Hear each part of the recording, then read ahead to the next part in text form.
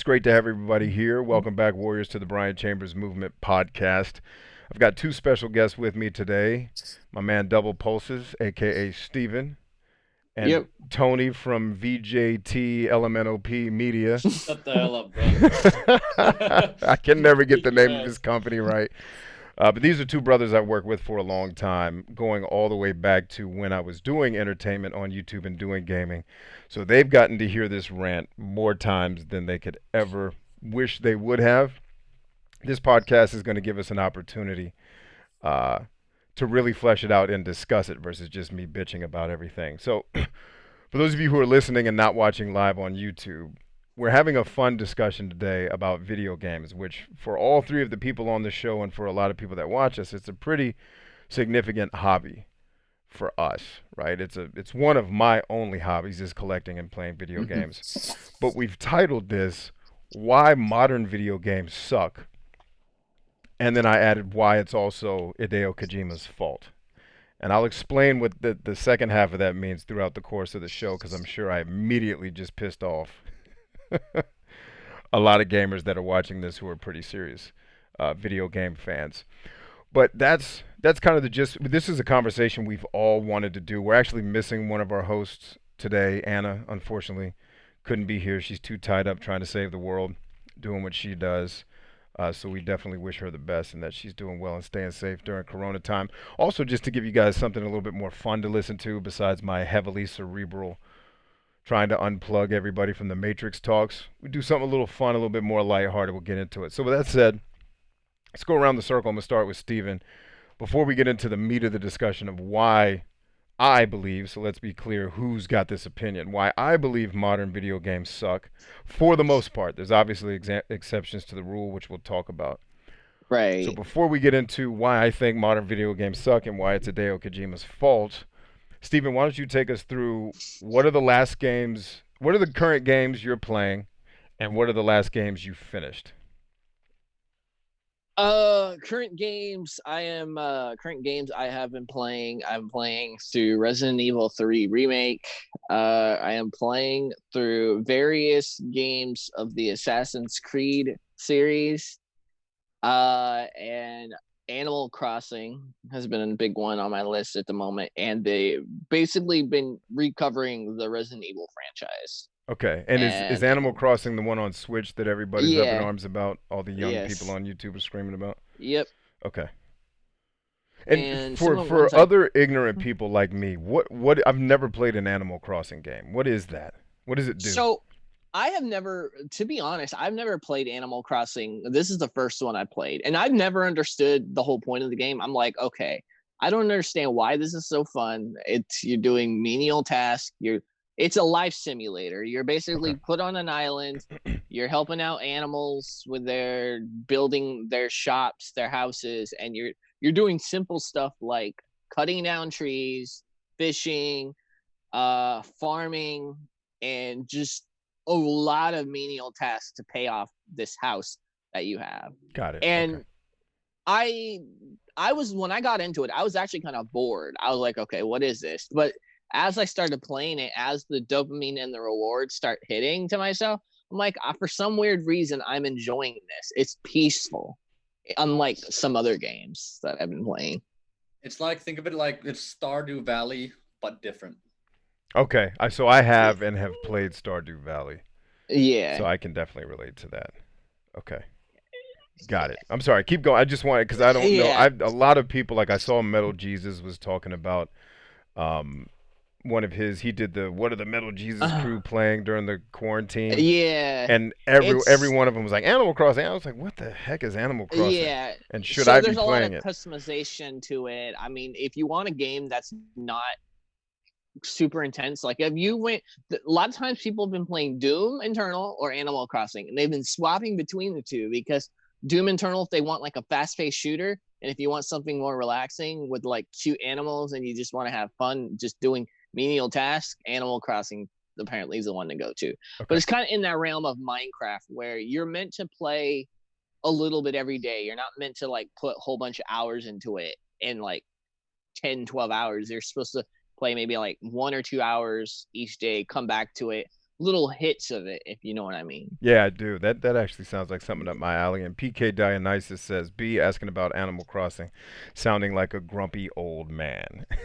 My man, and he gives me the fist bump. I appreciate that. Yeah. Okay, cool. What else you got on your list? Some other ones I have, obviously I finished was last year. I finished Red Dead Redemption 2. Ah. Um, I've been playing a lot of modern Call of Duty Modern Warfare, the Warzone mode, which is the Oh. battle royale. I need to sync up with you because my son's been trying to get me to play that, and I should probably jump into a game with you guys. Yep. And Okay. then asymmetrical shooters and stuff like that. One not really not a shooter, but asymmetrical horror game called Dead by Daylight. I've heard of So that. Okay, I think I'm yeah, familiar with that one. Okay. it's all over the place. Cool. Well, that's good, man. It's a Yeah. diverse set of tastes there. What you got, Tony? What have you been playing and what have you beaten recently?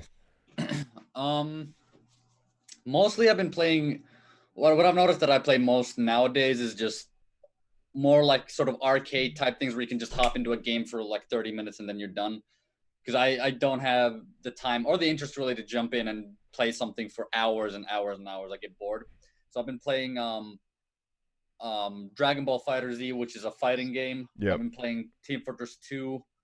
I also played Overwatch. I got kind of bored of it. A lot of these games I play because I play them with friends. So I played Team Fortress 2. I played Overwatch with friends.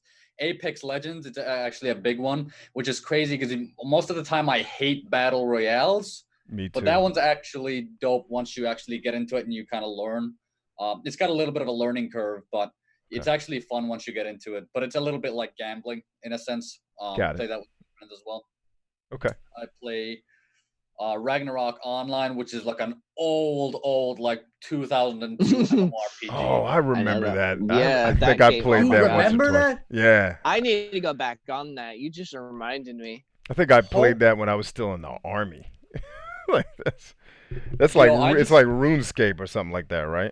yeah, it's like Yeah. a top-down kind of. There's Yeah. sprites.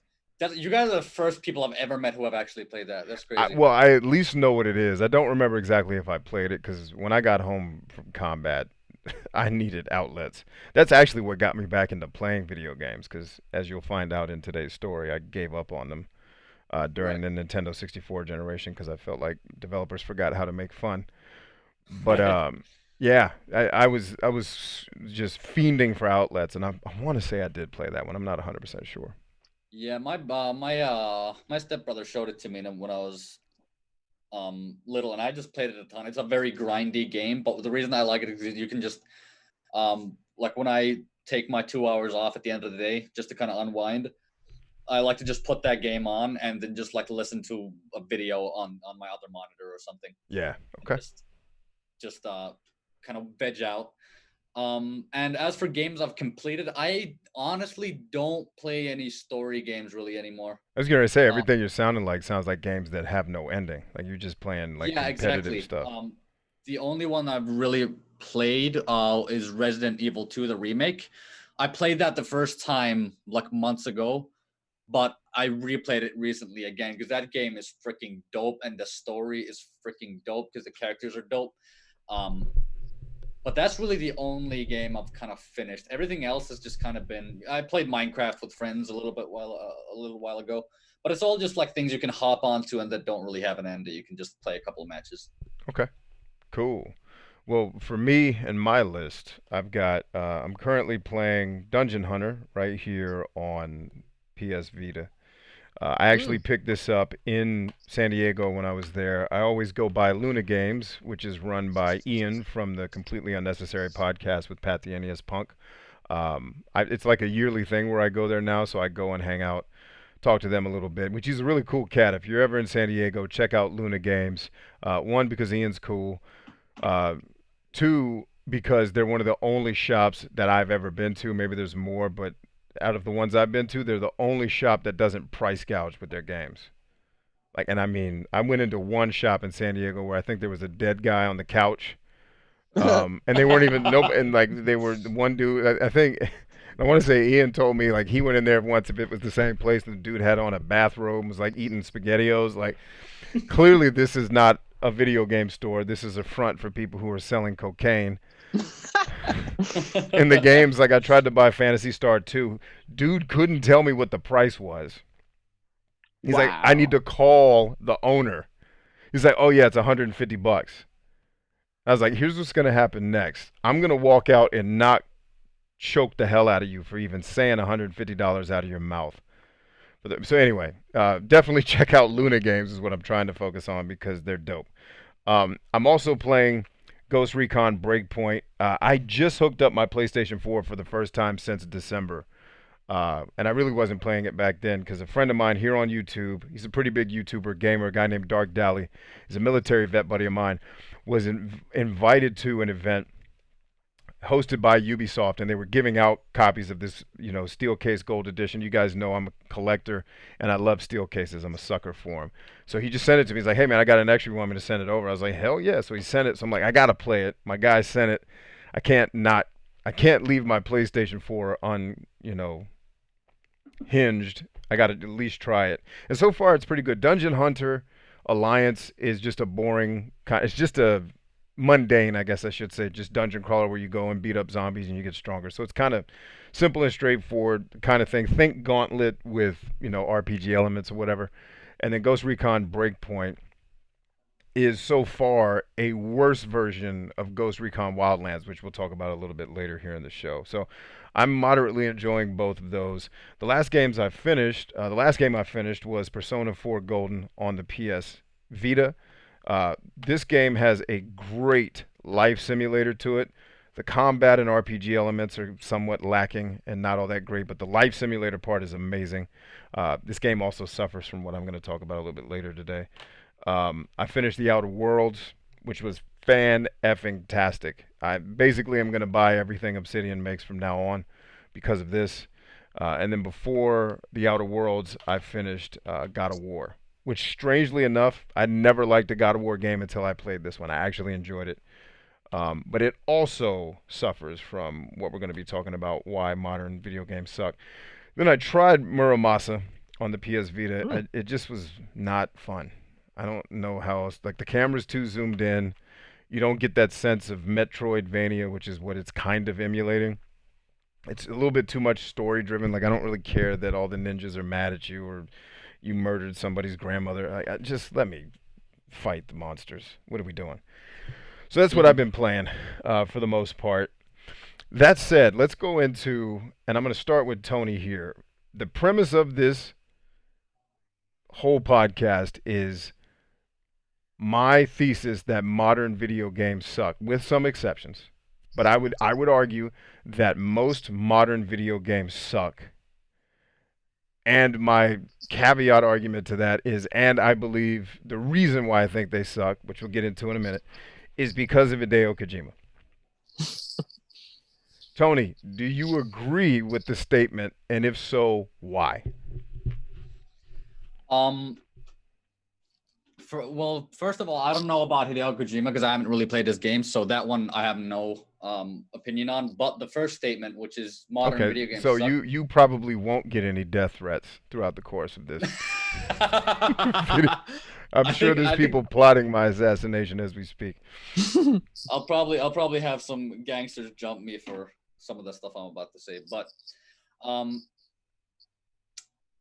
it's hard because there's part of me that says yes, but part of me is also going, well, even in the old days, there were a bunch of video games that sucked. Sure, 100%. Right. So to me, it's like, is it that modern video games suck, or is it that they just suck in a different way? They're not necessarily glitchy and awful like the old NES bad games, but they suck, but they look polished. Right. That's a great point. That's a bit of a nuance. I'm not actually even sure what I think about that. I will tell you, I think most games kind of do suck. Yeah. But I honestly don't know if it's modern video games specifically. The way that modern video games do suck does bother me though, which is, I agree with what you're about to say. I'm actually not going to spoil it because I think you. That's okay, and that's a good seg. Let me give the distinction for you then. Let me explain what I mean when I separate modern games. And by modern games, let's make modern anything made 1997 and after. Right? Let's actually give it a time frame. Anything made starting in 1997 and after. Right? When you go 96 and before, you get a very different type of game for the most part. Now, PC nerds are going to argue at this point, and they're right, that, well, PC's been doing that forever. Yeah, I know. You've always sucked. Go sit down. We're not talking about y'all yet. It's Right. older games, especially if you get old enough, right? If you get back into the 80s, when I started playing video games as a kid, you have a lot of arcade games, right? You've got these games that are designed to be challenging, to challenge the player to play them, is what I mean by more of a classic video game. Right around that Super Nintendo era, consoles started to emulate a lot of what happened on PCs, which were these epic Dungeons and Dragons like adventures that focused very heavily on the characters and the story. Right? And in 1997, when everything went 3D, so many developers were trying to make these 3D worlds come to life. Right? So it wouldn't, Bruce Lee on the Commodore 64 would not work in 3D space. First of all, that game you can beat in 13 minutes or less if you're really good at it. Right? So the whole premise of that game is play it, enjoy it, go back and play it again and keep getting really good at it. Modern games are, yeah, let's play for 70 hours and let's bitch, let's bitch to the entire industry. This game was only 30 hours. I paid $60. I paid $73 for Street Fighter 2 on the Super Nintendo back in 1991 or 2 or whenever it released. I mowed a lot of grass to get that game. Like, and if you adjust that for inflation, I paid over $100 for that game. Right? So that's the distinction I'm making between modern games and classic games. Are there exceptions to the rule in both worlds? Yes. But the argument that modern games suck because they got away from being played is the argument we're making. Right. Right? They got away from being played. Now they're being watched. Right, okay, I see your point. So you're saying that's where I'm going. Games, the focus went from the game being a video game. The focus went to creating these, like you say. I like how you say it, these crappy Hollywood failed writer movies. Yeah, right? yeah, 100%. Yeah, I would agree with that. Okay, and so you agree for the same reasons that modern video games could potentially suck because they've become so focused on trying to be Hollywood movies. Yes, and the distinction I also want to make is that that's fine when it's done well. Well, even then, let me say this. With video games, even if it's done well, I would prefer it not to be so much story. Like, I actually want to play a video game. Because if it is mostly story, then it should be marketed as such. For example, oh, this is a... Like, I don't know what that game is. It's called, like, Life is Strange or whatever. I don't know. What am I... Don't ask me. Yeah. Wait. Life is Strange? Yeah, I think it's like a story-focused game. Do you know, Steven? Yeah, all the story-focused games that Telltale put together, like The Walking Dead, all the ones where you're making like really those quick decisions and all you really do is just walk around and point and look at stuff. Those are more like interactive stories. Yeah, I'm fine with that. Yeah, me too. Like, I would put them as an exception to the rule. Like, right, I've played some of the Telltale stuff, and I'm coming into this believing that I'm about to watch a story. And by the way, the story's only 4 hours long. Like, and it's actually good. Right, you know what I mean? Like, yes. It's not... Hold on. It's not 113 hours of Jesus Christ. How long does it take to save the world, for God's sake? You know. Yeah, so my problem is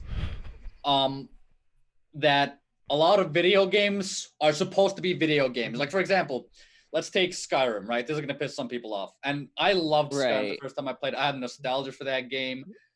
I even want to replay it sometimes, but I can't because it's just so damn boring. Because it's supposed to be like an RPG adventure game where you explore and you level up.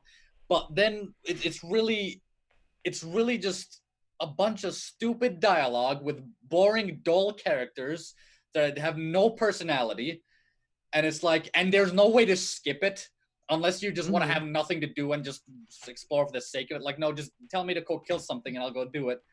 But that game doesn't have that. So my problem is when video games are marketed as video games, and then it's more like a shitty visual Right. novel, right? That's my problem because it's not good. And even let me say this too: it's Resident Evil 2, for example, and I keep bringing that up because that's one of the few great games.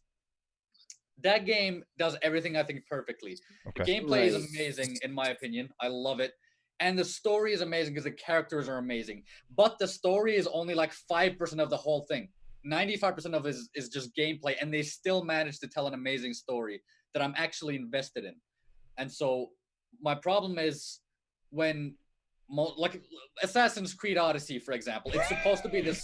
Yeah, dude, That's what I'm playing for. I'm like 50-50 on whether I want to punch you in the face or not. But Who, yeah, me or Tony?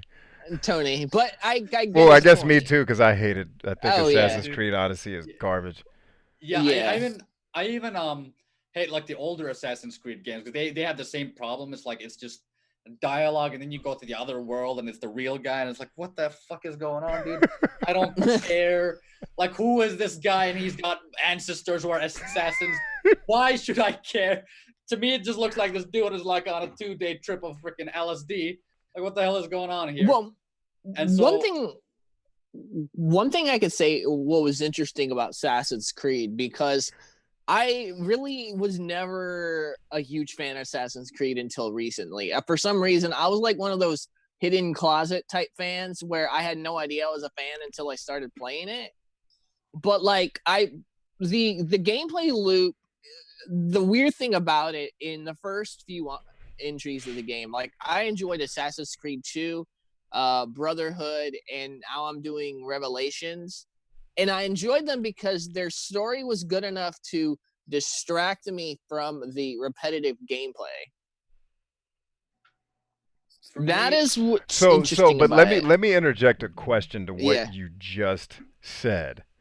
The Uh story was good enough to distract me from the shitty game. huh. Like, Yes. how Yes. is that a compliment?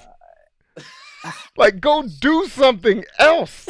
Like, there's 900 things on Netflix you can watch for a good story. Right. And And that's I'm what's not so just weird picking on about you. it. I'm not just picking on you, but Yeah. I hear that so much.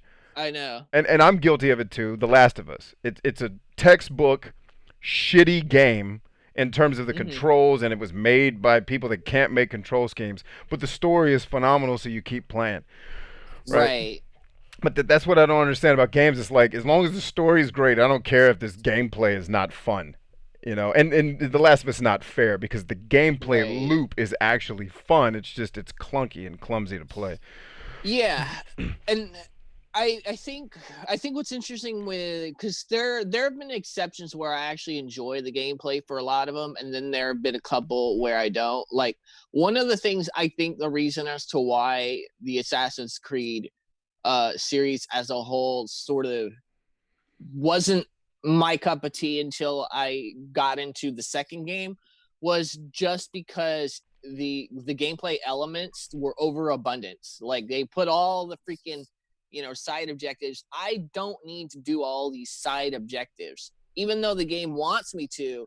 If you're gonna force me to do the side objectives, I'm out. Like, that's another reason I couldn't get into The Witcher. Like, I bought The Witcher on the Switch Whew. and I can't get into The Witcher 3. I just cannot. I've tried. Everyone was like, "Yeah, man, you got to play Witcher 3." I'm like, I tried. I can't. So I want It's to go back to something Tony said, and then I want to ask Steven a okay. question. So Okay. Tony talked about Skyrim, and Okay. I am yes, on the record as I think Skyrim is very mediocre. Like, that's being right. polite. I honestly think Skyrim is trash compared to a lot of other games that are like it. Mm-hmm. But that's because I think Bethesda forgot how to make great games a very long time ago. Um, but the thing that got me about Skyrim is it's the first Dungeons and Dragons, because that's what role playing games basically come from, right? Japanese Yeah. role playing games come from visual novels, right? And then they added gameplay to them, so we can kind of understand why a Japanese role playing game would be all about the story of these angsty teens who just need to get laid. And, but the Western side of it came much more from the Dungeons and Dragons style of storytelling. This is the first RPG where you get to deal with dragons, where you're flying them and fighting them. But then they had to give the dragons a backstory, like Alduin came from the lands of the Shalagorian. Like, why do we give any shits about Alduin? Like, dude, fly dragons, kill dragons. That's what else do we need? Like, I'm okay if you want to give Alduin a backstory, and I don't even know if I'm saying that guy's name right because I don't care. But it's if you're gonna force me, like Steven talked about, I don't want to be forced to do side quests. Same thing. Right. Like if you're gonna give me a story, fine. And this is kind of a segue into why Kojima's important for this. If you're gonna give me a story, cool. But it better be effing interesting enough for me to want to pay attention. 8% of video games I've played that are story focused have been able to do that. And Elder Scrolls games are certainly not in that category. Mm-hmm. Their stories are hot nonsense. And so it's, you know, and I say this saying because inevitably we'll get people like, well, can you make a better video game? I can't. I suck at making video games. And I'm saying it relative to other things I've played, right? Like Skyrim is a feat of technological prowess if we're going to judge it based on the parts that make it a game. But when I can play other games that give me a better experience, I'm just speaking relatively, right? So they don't objectively suck. This is just my experience with the game is not enjoyable. Because I think very few games actually suck. It's just if the person plays it, enjoys it, which me usually not. So it's like, why did we have to get all this backstory? First of all. Secondly, okay, you're going to give me backstory. You're going to make me listen to it. Okay, and it's boring. Like, I don't get to fly a dragon until like 20 hours or however many hours it is into the game. Mm-hmm. And it's drab, and it's white, and it's brown, and it's not, there's nothing about this world at all that compels me to want to continue to be in it. You know, that wasn't true for Oblivion.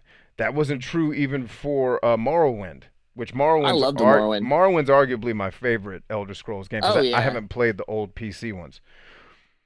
But it's, I don't understand how, if you're going to force us to pay attention to these stories, make them interesting for the love of Christ. And you said the same thing about The Witcher, where you couldn't get into the story and the side quest. Now, when I reviewed The Witcher, just to be fair, I reviewed The Witcher as possibly the best role-playing game I'd ever played in terms of the game parts. But it had a ton of fatal flaws that made it nowhere near my favorite. Like, if I'm just judging this as objectively as a human can be, this is one of the best RPGs I've ever played. But it doesn't even make my top 10 list of my personal favorites because of its flaws. So, is your argument, though, still that modern video games don't suck for the reasons we're saying, which are over-focus on story and getting further and further and further away from actual gameplay? I would say I don't think I would say I don't think they suck for the most part. I think a good portion of the stories are decent enough to want to go through them, but my other thing is I have noticed that a lot of games in certain franchises tend to reuse or replicate the same story because they're lazy to try something new. So it's a weird thing because you were mentioning Skyrim and you were mentioning Morrowind, and one of my biggest issues with a game like, and it's weird because Skyrim tries to do this but they fail so bad at doing it, and but it's the same reason as to why I'm not a huge fan of The Witcher, is because when I'm invested into a particular story, I want to feel like I'm part of that story, like I'm the character, like I'm immersed into it. But with Skyrim and The Witcher, I don't feel that because for The Witcher, I'm playing as Geralt. I honestly, I really don't care two shits about what Geralt is. I mean, I'm going to have people knocking on my door soon. But Skyrim, they gave you the choice of becoming your own hero. It's just the main story sucked. Yes. The main story sucked. Morrowind was probably my most favorite because there was still a story to it, but you're creating your own story as well as trying to complete this story. So you're taking your own path. You're not they're not trying to restrict you too much on a particular path. Yeah, and That's how I feel for about it. sure. And I remember Morrowind having, because one of the things I praise about modern games when it comes to story is I love the idea of experiencing the story through playing the game, right? Being able Hmm. to infer what's meant by the things I'm seeing and I'm doing. What I am specifically attacking is narrative, like Hmm. forcing me to listen to people talk nonstop. Right, and I think Morrowind did a really good job with a lot of the characters that you end up interacting with, making them interesting. Like Right. when there's some wizard in a tree you have to go find, and that's where you learn the levitation spell, and like all that stuff was so whimsical that it was actually cool. Right, it flipped to The Witcher. The Witcher does an amazing job of telling the story through gameplay. So there's this town that you can't avoid. The way the game works, it funnels you into it. Where when you get there, all the houses are burnt out, and you run past this one person's house where there's a woman in front of the house hunched over with a knife going through the back of her neck and coming out of her stomach. She had been basically impaled. And it's Hmm. what you're getting from so it's environmental storytelling versus dialogue. What you're getting from this story is we live at a pretty horrible time where someone could just murder a lady in front of her house and just leave her there, take all her stuff, and people walk by this village all the time like that was Thursday. Reggie and the gang of Oh thieves, God. you know what I mean? Like it's Damn. you're Yeah, experiencing the that's world in such a powerful way where that just running up on the town told me more about the world of The Witcher than hmm any of the frickin' 20-minute dialogue scenes where they won't stop talking. right. Huh. Yeah, that one's kind of been something that I've noticed has shifted quite a bit. Like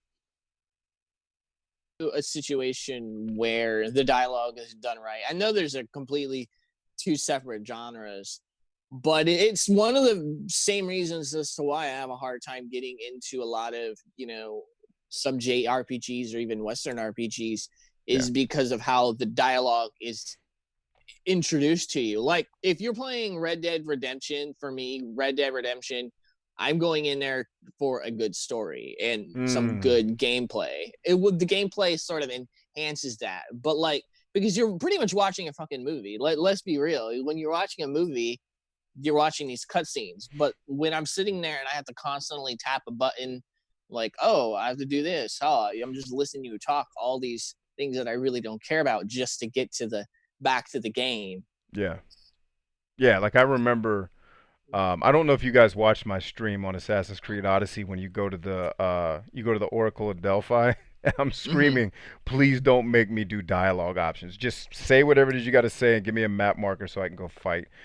And it's, Thanatos just makes a really interesting comment I'm Mm-hmm. going to read, and then I'm going to add some context to it. He says, Right. uh, I've been a fan follower of you for years. I know that you don't enjoy stories in most video games. Story is important to some people just as audio is for others. So I agree with that partially, but where Thanos is wrong is it's not that I don't enjoy stories. The argument that I'm making today, as clear as I can make it, is that most video game stories suck. And that's why I argue that modern video games suck more than other ones because they become so story focused. Like, if you give me a story, for example, let's give you guys some exceptions to the rule. I never reviewed this game, The Outer Worlds. I tell everybody to play it because the gameplay's fun, it's engaging, and the story is freaking dope. This is actually a good story. I don't mind sitting through. I played this. I platinum this game. You have to beat it like 3 times or whatever to be able to platinum it. Totally fine going through that game's story. I enjoyed the character interactions in Persona 4 Golden on my PS Vita. I just finished this game in January. Right now, the game's too long. A lot of the story parts drag out too much, but it's a mystery and it's interesting, and the relationships you build with the other characters, phenomenal. Great stuff. So it's not that I don't enjoy stories in video games. My challenge to game designers and writers is if you're going to give us a story, give us one that's actually effing interesting. If you're going to make me pay attention for 113 hours, Witcher 3, the one of the two critiques I have for this game, if I'm going to play this for 113 hours, the story in this game is not good enough for that. A bunch of the side stories are great. Like a bunch of the side stories that Steven couldn't get into are worth the time. But if you're gonna make me sit through, like I remember live streaming this game once upon a time and saying on the live stream during a cutscene, I hope Geralt and Ciri jump into a Cadillac and drive off at the end of this, because it would at least be funny. Like it would at least be funny, and it would break up the non-stop talking. Another thing that I slightly disagree with is it's not the story that's on trial either. It's the way the stories are being conveyed. Mm-hmm. It's this, I'm going to tell you a bedtime story. No, just let me infer a bunch of the story from the world. Like The Witcher 3 is great at that. It's like Right. The Witcher 3 is amazing and terrible at everything. Like it's an amazing environmental story. Untouchable. The dialogue Uh-huh. sucks. Except the dialogue's also amazing. And the side quest dialogue, amazing. Environmental storytelling, amazing. Main story, not great. Okay. Right? Fun combat, fun, exploration, right? The leveling system, broken. You don't get any XP Yeah. for fighting. So what's my incentive to go out in the world and fight a Cyclops under leveled? None, because you're only going to get 20 experience points. That was actually the fatal flaw that made me say this game will never make my top 10 list, because it's not a fun RPG for me. I want to be able to get stronger without having to engage with this boring ass 100-hour long story. Right. You see what I mean? So it's just to be clear for everybody, what's on trial for me is why most modern video games suck is A, because they became way more focused on narrative versus actually playing a game, and B, what makes A plausible, B, most of you designers and writers suck at making interesting video game stories. Mm-hmm. They're just not, like, maybe if I was still 13, right, some of these stories would be more interesting to me. Like, I love Final Fantasy 2. It's on my shelf up here from Super Nintendo, right? That story's not all that phenomenal, but when I was a kid playing that, it was great. I'm Right. Cecil, whatever you say. I'm going around, I'm saving the world. But now that games have overtaken every other form of entertainment as the most lucrative entertainment source on the planet, if you're going to force us to sit through 100 hours, like, The Matrix isn't as long as some of these games, and it's a phenomenal story. Like, if you can tell The Matrix and do it in less than 100 hours just to appease all these young people that are mad they paid $60 for something that didn't last 400 hours, I don't know. And I feel bad because, we're going to get to Kojima. I feel bad for him because I think he tries, right? And you're Yeah. gonna see, kind of slight spoiler for what I'm getting at here. You're gonna see Kojima. It's I am saying it's his fault, but I think what he was trying to do was the right thing. But it's like, I don't believe, and I may be wrong, but from things I've heard around the internet, I don't think, what was the last game that he released, the Death Stranding? Yeah. I don't think that game did well. I don't think it did. I haven't played it yet. I know somebody who has, but in terms of sales numbers, it Yeah. was not good. And that bothers me because here's a dude who's trying to do something different and interesting, and people Mm-hmm. just aren't showing up for it. And that's okay. I mean, that's part of the creative. Inception was like that. Inception never got a sequel, even though it broke a bunch of records because no producer was like, we're not going to be able to sell that twice. Get the hell out of here. You know? Um, but that's kind of the premise of what I'm throwing out to you guys is Yeah. when I go back and play uh, Dinosaurs or Cadillacs and Dinosaurs, and that's actually a game if you guys haven't heard of it. Mm-hmm. I go back and I play the Simpsons arcade game. Oh God, You know what I mean? that game is freaking amazing. Right. I go back and play Golden Axe. I go back to, the NES. So part of the reason why I make this argument to bring in some more visual aids is, here's what I grew up playing, right? Ninja Gaiden. This is one of the hardest games I've ever played. In fact, I beat it again recently, or recent being within the last probably 6, 7 years. I have no idea how I beat this as a kid because I cheated to beat it this time around using I've save. tried it. It's hard as shit. I emulated it and used save states, and that's how I beat this as a kid. I don't know how, Mm-hmm. right? Also, we'll come back to that one because that's part of the. Here, I love this game. To this day, I can play this game nonstop. It's a great adventure game, right? My favorite game of all time, right? Right here. Metroid. Metroid, right? Still got the booklet. I even like that better than Super Metroid, even though I'd argue that Super Metroid is a better game. Right? And then our good friend Kojima, even though he didn't make this version of it. In fact, I don't even think he knew this version was being made. This, just so you guys understand where I'm coming from, the Kojima comments. This is my second favorite game of all time. Now, arguably, the one Kojima made is better than this, Right. but it was so dope that even this knockoff version of it is still amazing to me. So that's what I grew up playing. So when you throw me to the wolves with this stuff, where gameplay not terrible, leveling system hot garbage, right? Just take the leveling system out of these games if all you're going to do is make it a system where every time I level up, so does everybody else. Why would you do that? Like, the whole point of me leveling up is to get stronger. And then they have the super monsters that chase you all around the world. Somehow they know where you are and they just come find you and make you fight them for like 7 minutes at a time with these highly tedious fights that usually you end up hitting some old lady at the market. Now all the guards are enough. And you mentioned Red Dead Redemption. So I bought this because I'm a collector. And I was like, I've never played Red Dead Redemption. Everybody says it's great. I hate almost every Rockstar game I've ever played, but I was like, okay, let's give it a shot. Story was mildly interesting, I guess. Gameplay, hot garbage. Like, and my boy at GameStop that sold it to me made a great analogy for Rockstar games. He said they control like you're pushing a refrigerator on 4 wheels that has another refrigerator on top of it. And it's like, Oh, I agree with that. and it's like, how do you make the most lucrative video game series ever, almost ever, single game ever, and you can't fix the controls in the game? Right. What are good?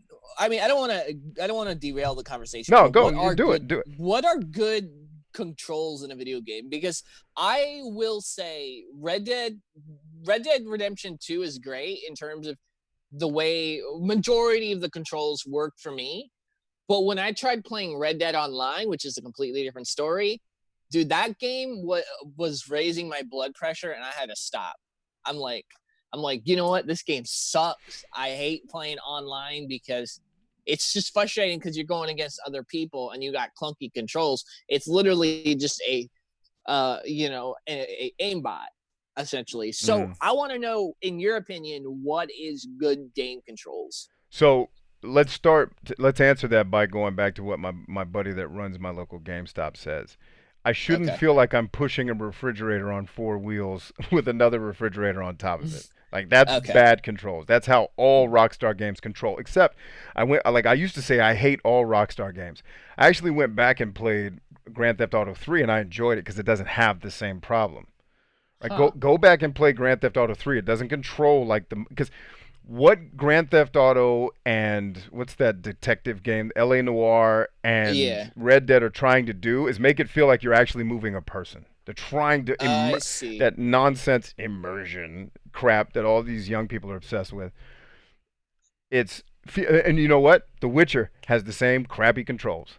I remember as soon as I started playing The Witcher, like, Jesus Christ, I'm running fast and I have to let him take a few more steps to stop. Bro, I'm playing a video game. I don't need life realism. Madden does it too, where it's like if I'm sprinting to the sideline and I try to cut up field, I'll run out of bounds instead. Like, dude, I can do that. You mean to tell me freaking Todd Gurley can't make this cut? Like, old ass me can make that cut.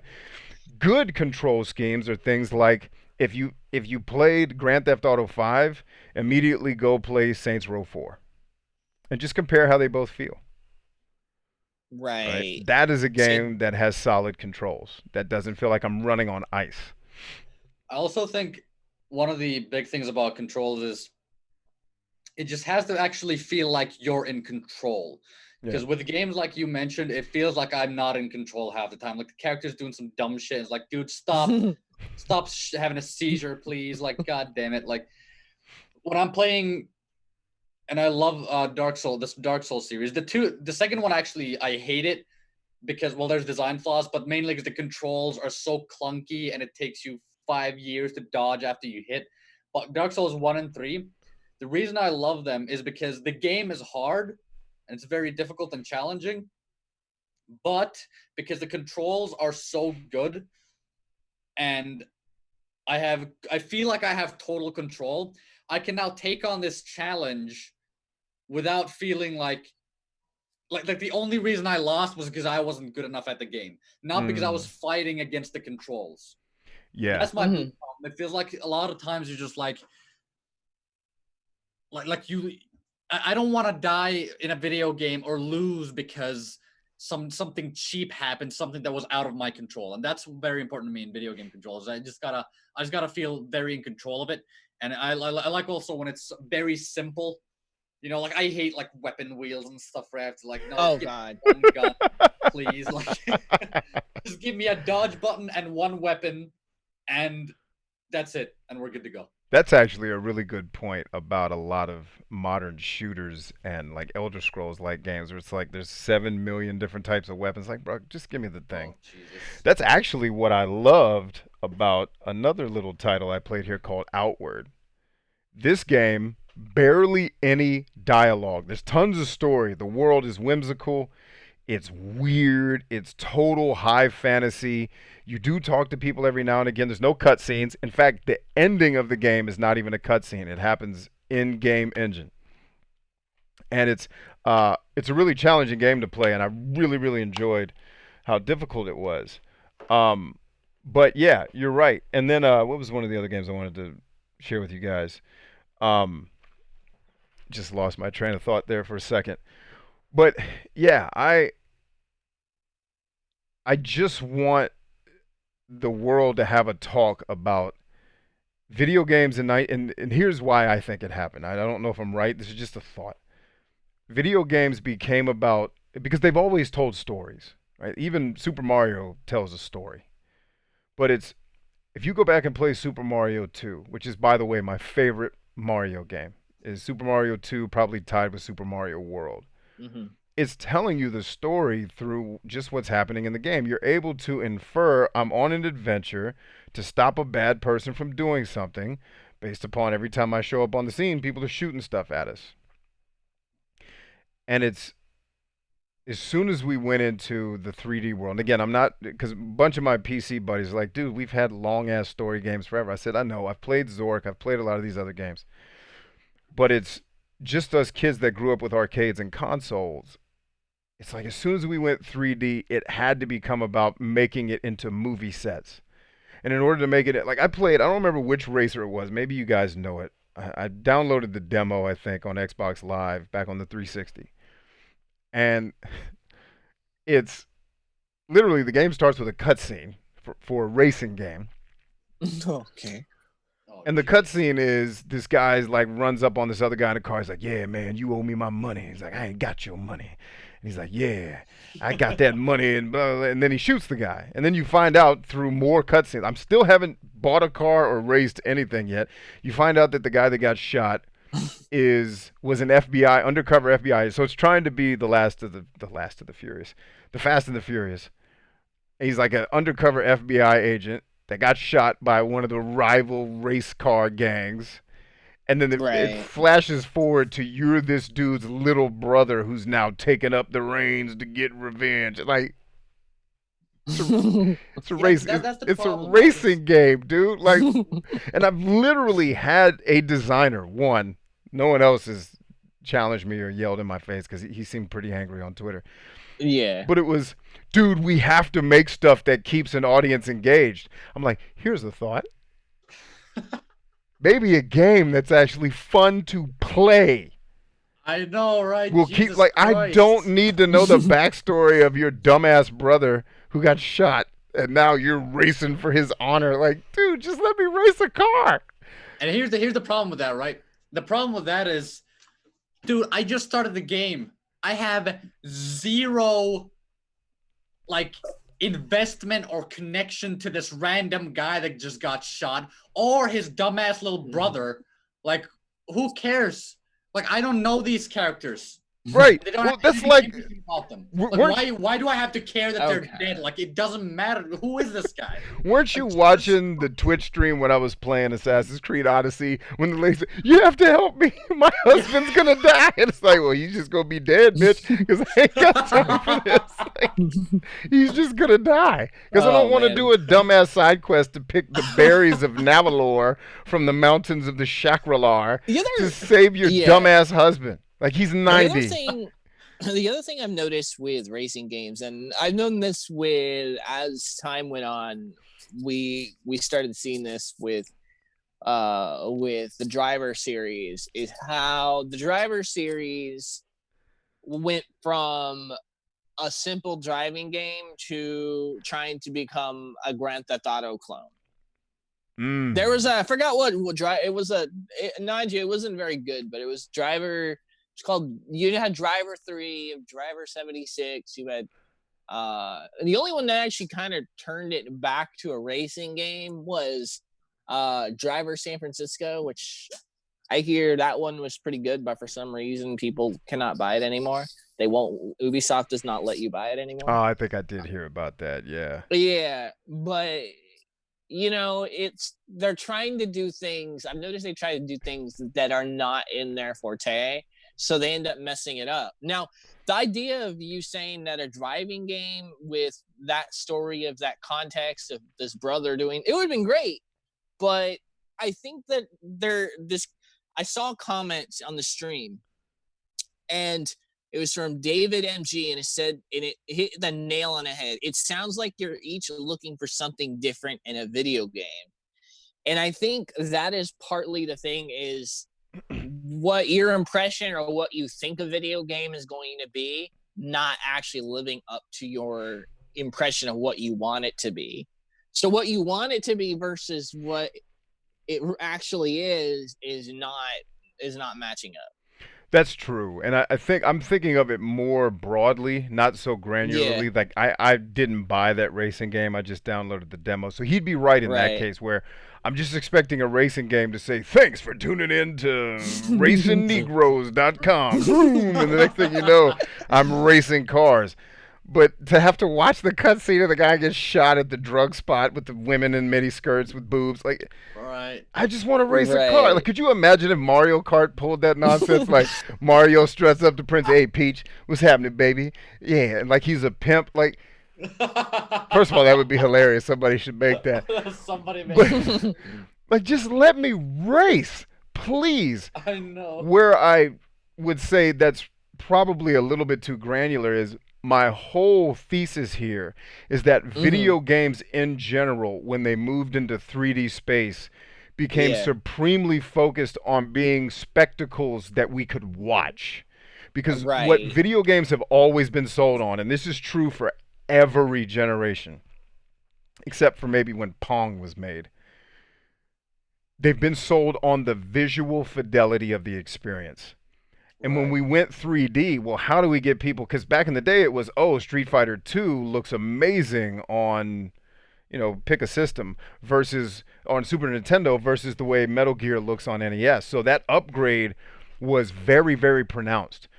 When we went into 3D games, the graphics sucked horribly because now we're trying to render these 3D graphical models in 3D space, and it gets much harder to have texturing and lighting and all these things that are necessary. So it was almost as if designers were like, well, how do we make a game in this space that keeps the player interested? I know, since it's in 3D, let's make it like a movie that they also get to watch. So now there's only so many things you can do, because remember, when 3D games first came out, depth perception still sucks in 3D games, by the way, if they're first person. Until they started being more, the visual fidelity got better and controls got better. I mean, go back and play GoldenEye right now and tell me you still like that game. Like, we all loved that game when it first came out. It's unplayable today unless you emulate it and get controllers to change a bunch of stuff. But when we made the shift to 3D right around 1995, I say 1997 because 95 was more Japan. But when we went to GoldenEye and we went to, Metroid Prime instead of Metroid, it became about we can turn this into something Hollywood-esque. We can give these characters voices. We can turn these in. And part of the reason why I blame Kojima to move into that, to add that part to the conversation, is Kojima admittedly wanted to be a movie maker. And so I remember that. he makes a quasi 2.5D 3D game where it is literally a Hollywood espionage movie. He set the Right. standard with Metal Gear Solid.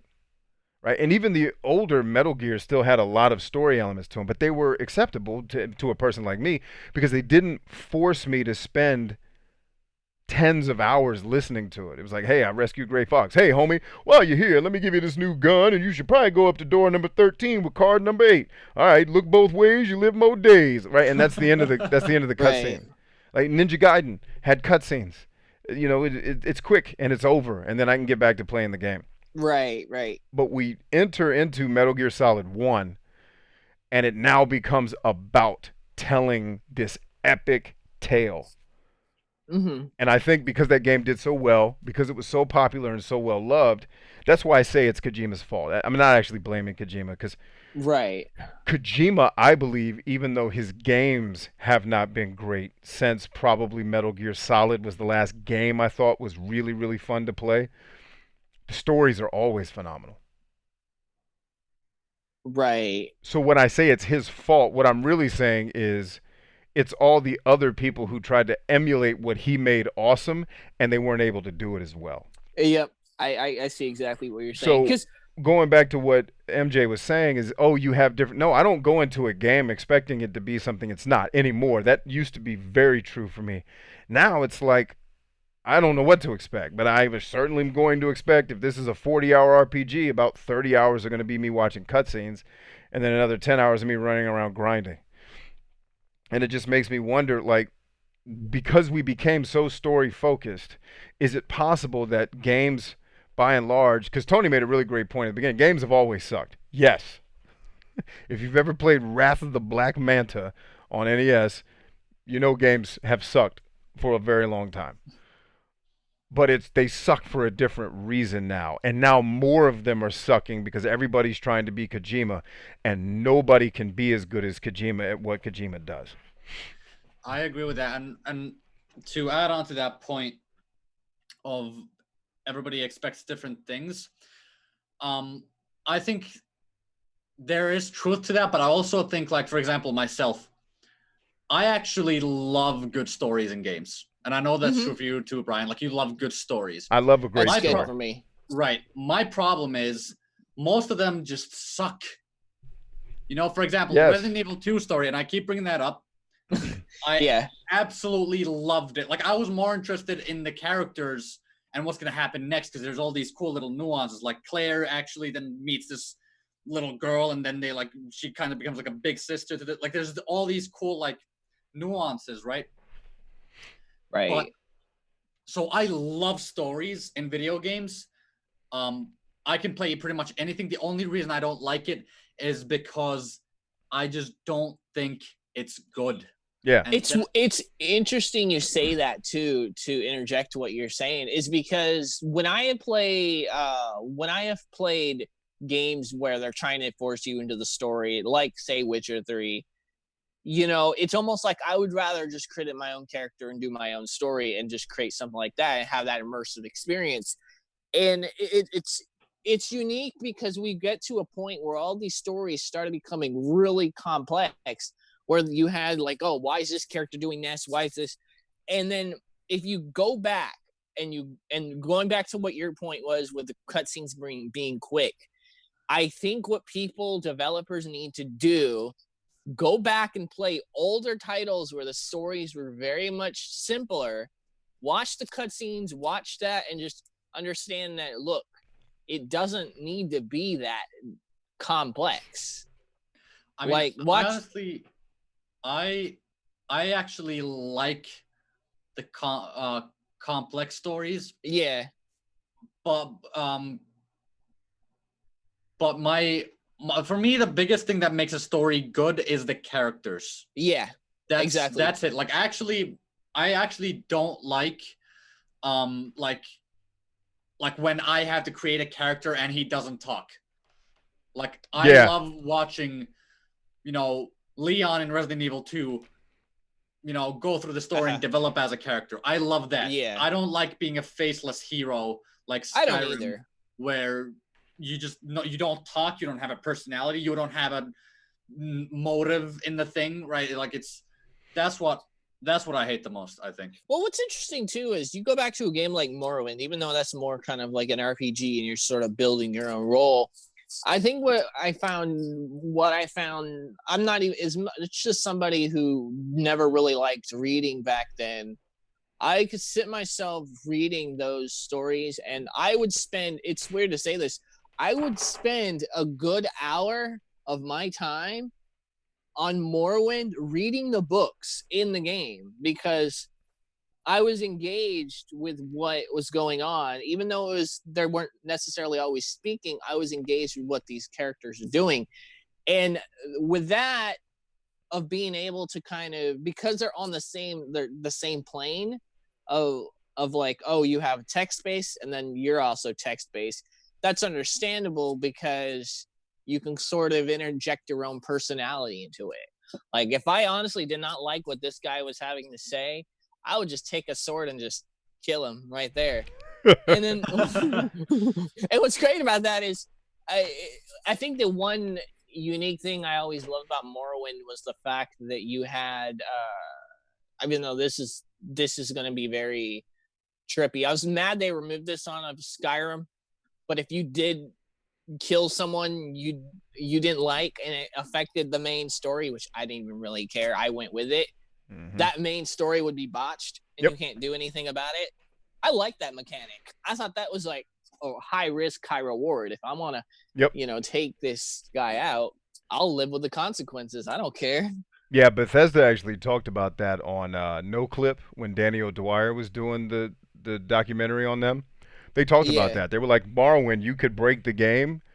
We didn't take it out. We told you you're about to break the game. But if that's what you want to do, that's your business. You can do that. And I was flashing some games on the screen while you guys were talking. Stories that suck, like Assassin's Creed Odyssey. I mistakenly picked up Ghost Recon Breakpoint, although its story is not great either. I think Ubisoft, by and large, their stories are not all that engaging or interesting. But having said that, too, going back to flesh out the Kojima point, because I made that comment tongue-in-cheek. If I were to blame somebody for what we're seeing this modern era, where the two main things I would argue that suck about modern video games is they're too effing long, and they're too focused on narrative storytelling, right? And then kind of the sub point to that is most of these folks aren't great at making narrative storytelling. But if you dig a little bit deeper, you start to figure out, well, why are they so focused on telling these stories? Well, it's because they have publishers that believe these stories are necessary to engage people. They're also making sure that these stories are simple enough to digest that like 12-year-olds would be into it. So someone like me whose favorite movie is The Matrix, nobody's going to play a video game that's really that cerebral. I don't even know if I'd want to play a game where everything's that cerebral.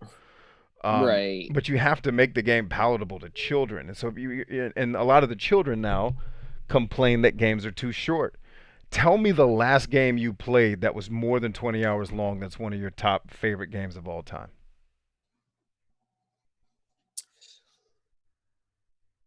Exactly. Yep. Exactly my point. Name a game for me, and I know I kind of put you on the spot with that, but it's if my assertion weren't at least partially true, you could have queued a game up right off the top of your head, like, oh, this.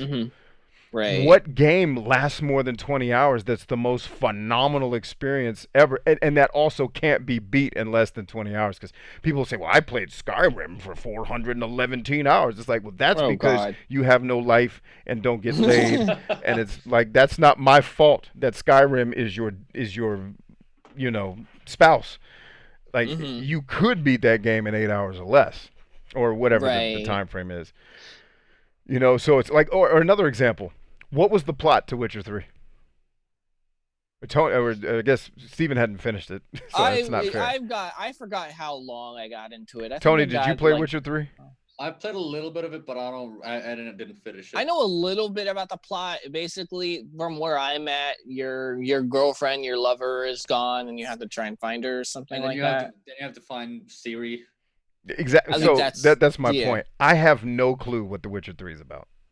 Yeah, And I don't know why I I don't know played why it Geralt for is trying to do it. 113 or 6 or however many. I played it for over 100 hours. I could not tell you what the hell was going on in that game. Yeah.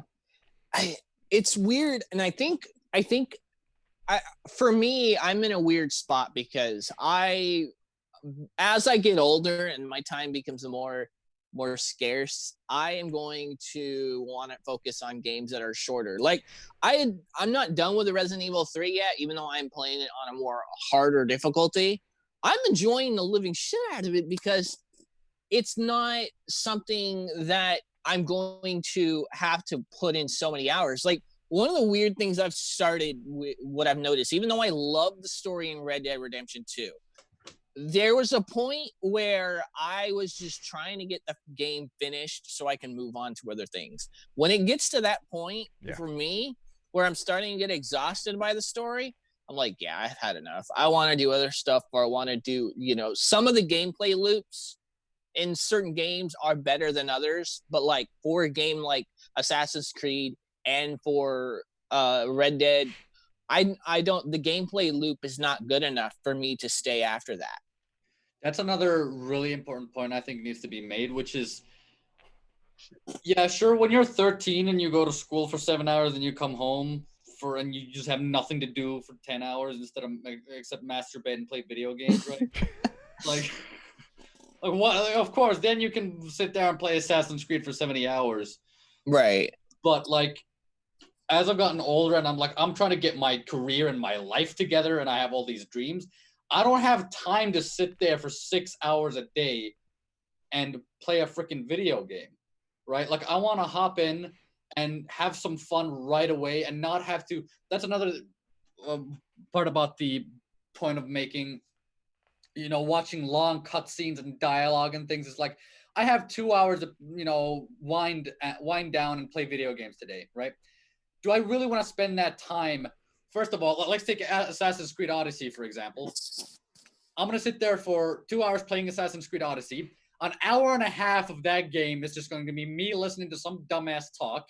Or Then, or rowing a boat yeah, that was to get to exactly your what I was going to next say. location. Yeah, it's listening to dialogue and then walking around. Yeah. Like, what am I doing? Like, I have 2 hours for this, and I just spent an hour and a half working to get to the fun parts of the game. Like, it's not fun. I'm working to try to get to the fun parts. Well, so you guys just basically broke down why I think, and let me be clear, most modern games, quote unquote, suck. And let's define suck, right? They live below their full potential because I think of bad decisions. There's this unwritten rule that games have to be longer than 20 hours. In fact, if they're not 40 hours, they get talked about. And that's why, like at E3 and when they're doing marketing, this game is, can take you up to 200 hours. Like the last game I spent 200 hours on is right here. This is my favorite shooter of all time. Now, it took me years to spend 200 hours in this game, but the gameplay loop is so much fun. I know I crap on Ubisoft a lot, but they got this one right. Right? And for those of you who are listening on the podcast, I'm holding up Ghost Recon Wildlands. All right? They got the gameplay loop as repetitive as it is. It's fun, and they got it right. Right. And it comes down to, okay, like, we got to make these games so super long to appease these kids who are going to crap on our game on YouTube if it's not long. But what happened, like Steven even said it himself. He said it without me even having to set him up for it, which was, yeah, I love a game that's got a great story, can distract me from how shitty the game is. What? Like, just go watch Netflix. There's all kinds of great stuff there. They're too long. And then, like I said, I don't hate stories because that's kind of how people receive me because I bitch about it so much. Right. I don't hate stories. Just if you're going to make me listen to one, it's got to be better than, Star Wars Episode 9 or whichever the new one is. I haven't watched it. Like, if that's what you're going to make me watch, like if I'm going to go to the theater and watch a shitty Star Wars movie for 2 hours, all right, cool. 2 hours, I get some popcorn, some Twizzlers. I'll be cool.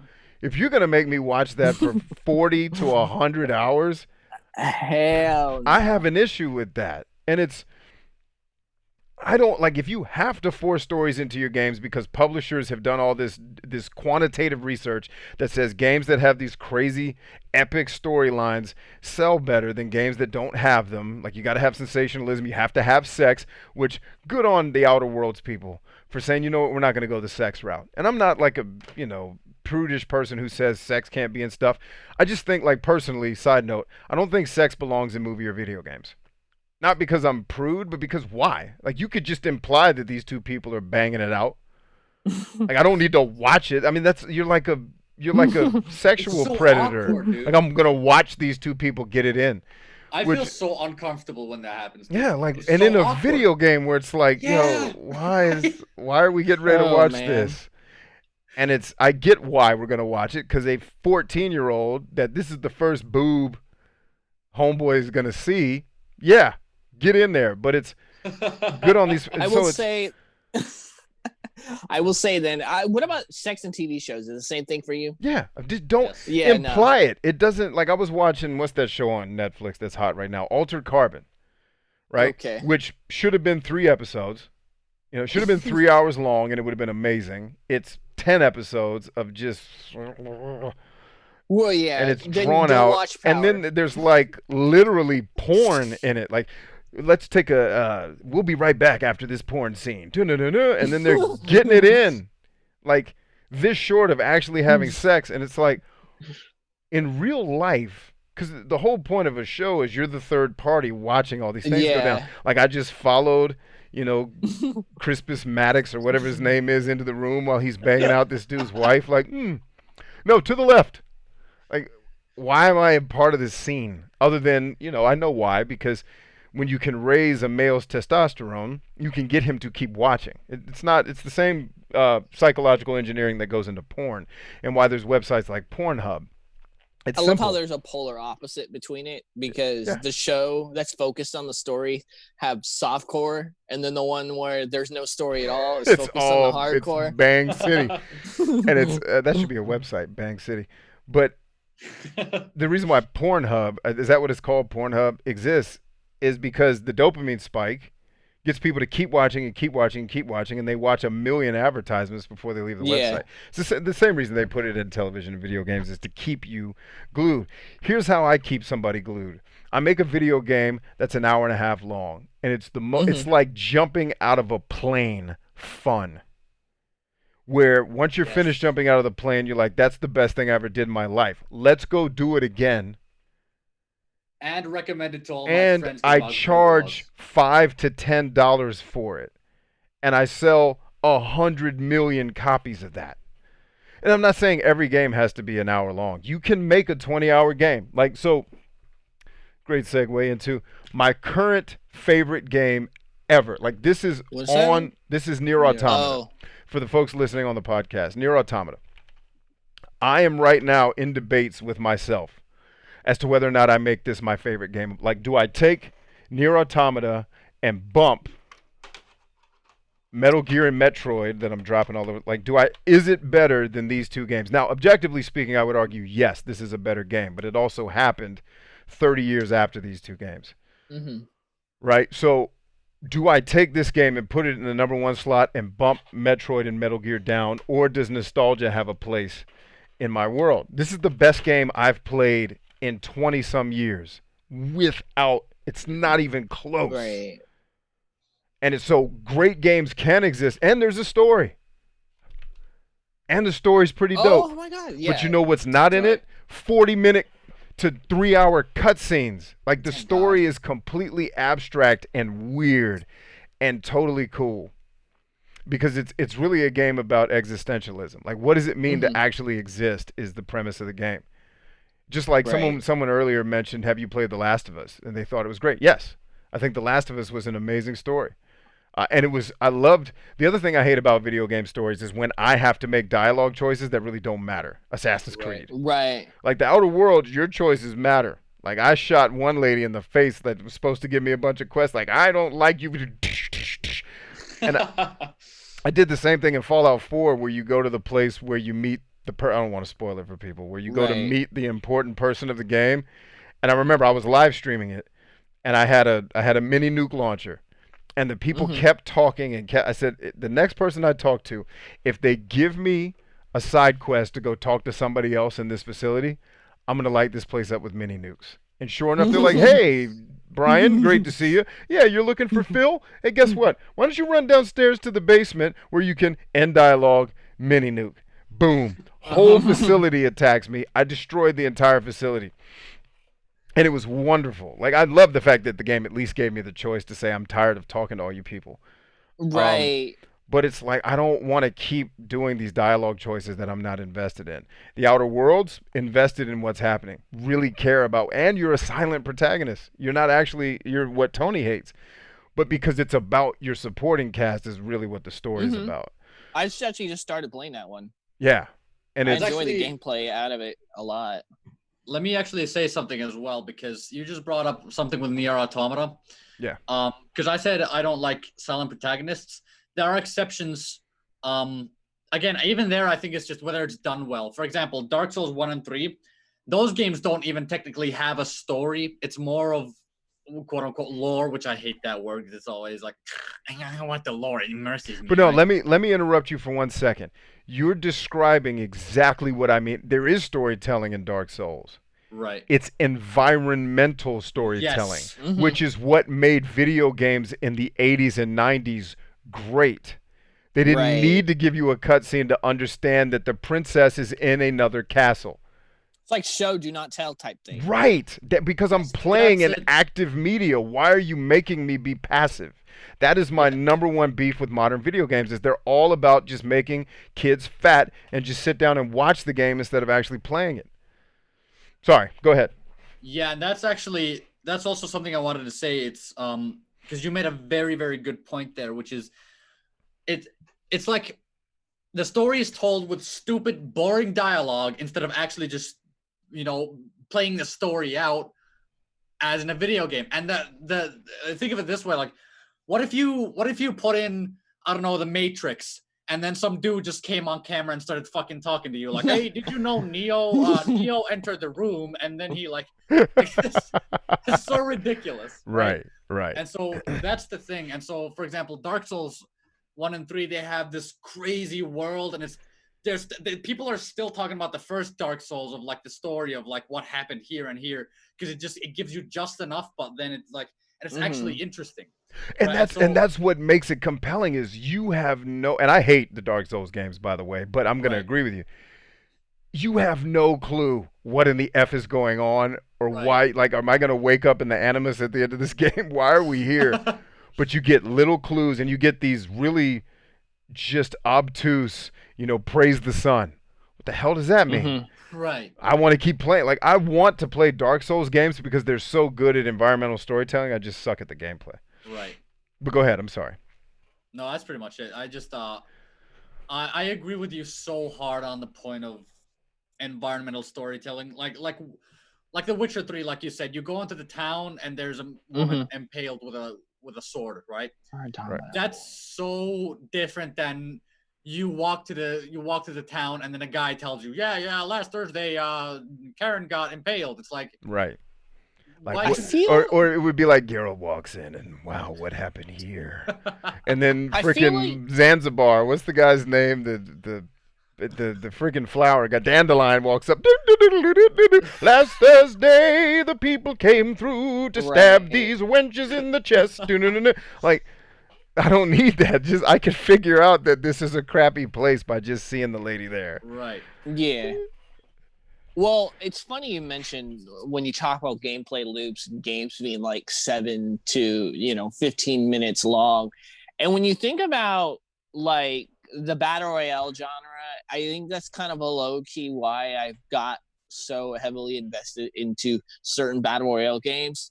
Granted, I don't play it anymore. I was playing Fortnite for the longest time, and then I just stopped because Warzone entered my life. Yeah. But those games, you end up still spending countless hours on them, 40 to 60 hours plus on these games, but they have a gameplay loop that is enjoyable if you're into competitive gameplay. If you Yes. want that high stakes Yes. adrenaline feeling type thing. And I think that's And what it's fun with friends as well.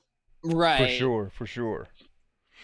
I grabbed another game I wanted to show here, and I don't know where it got to. Shrek 2. Shrek 2. Shrek Shrek 2. 2. So let's talk about like my favorite Western RPG from this generation, which is Elix, which Elex. is going to I've sound never insane. played it. It is not a great game. Let's start Okay. there, but it's great for what it is. You know what I mean? It's a quasi open world adventure that's completely science fiction mixed with high fantasy. There are some dialogue scenes where you do have to make choices, but they're simple. They're not like Mm-hmm. talking to the Oracle of Delphi in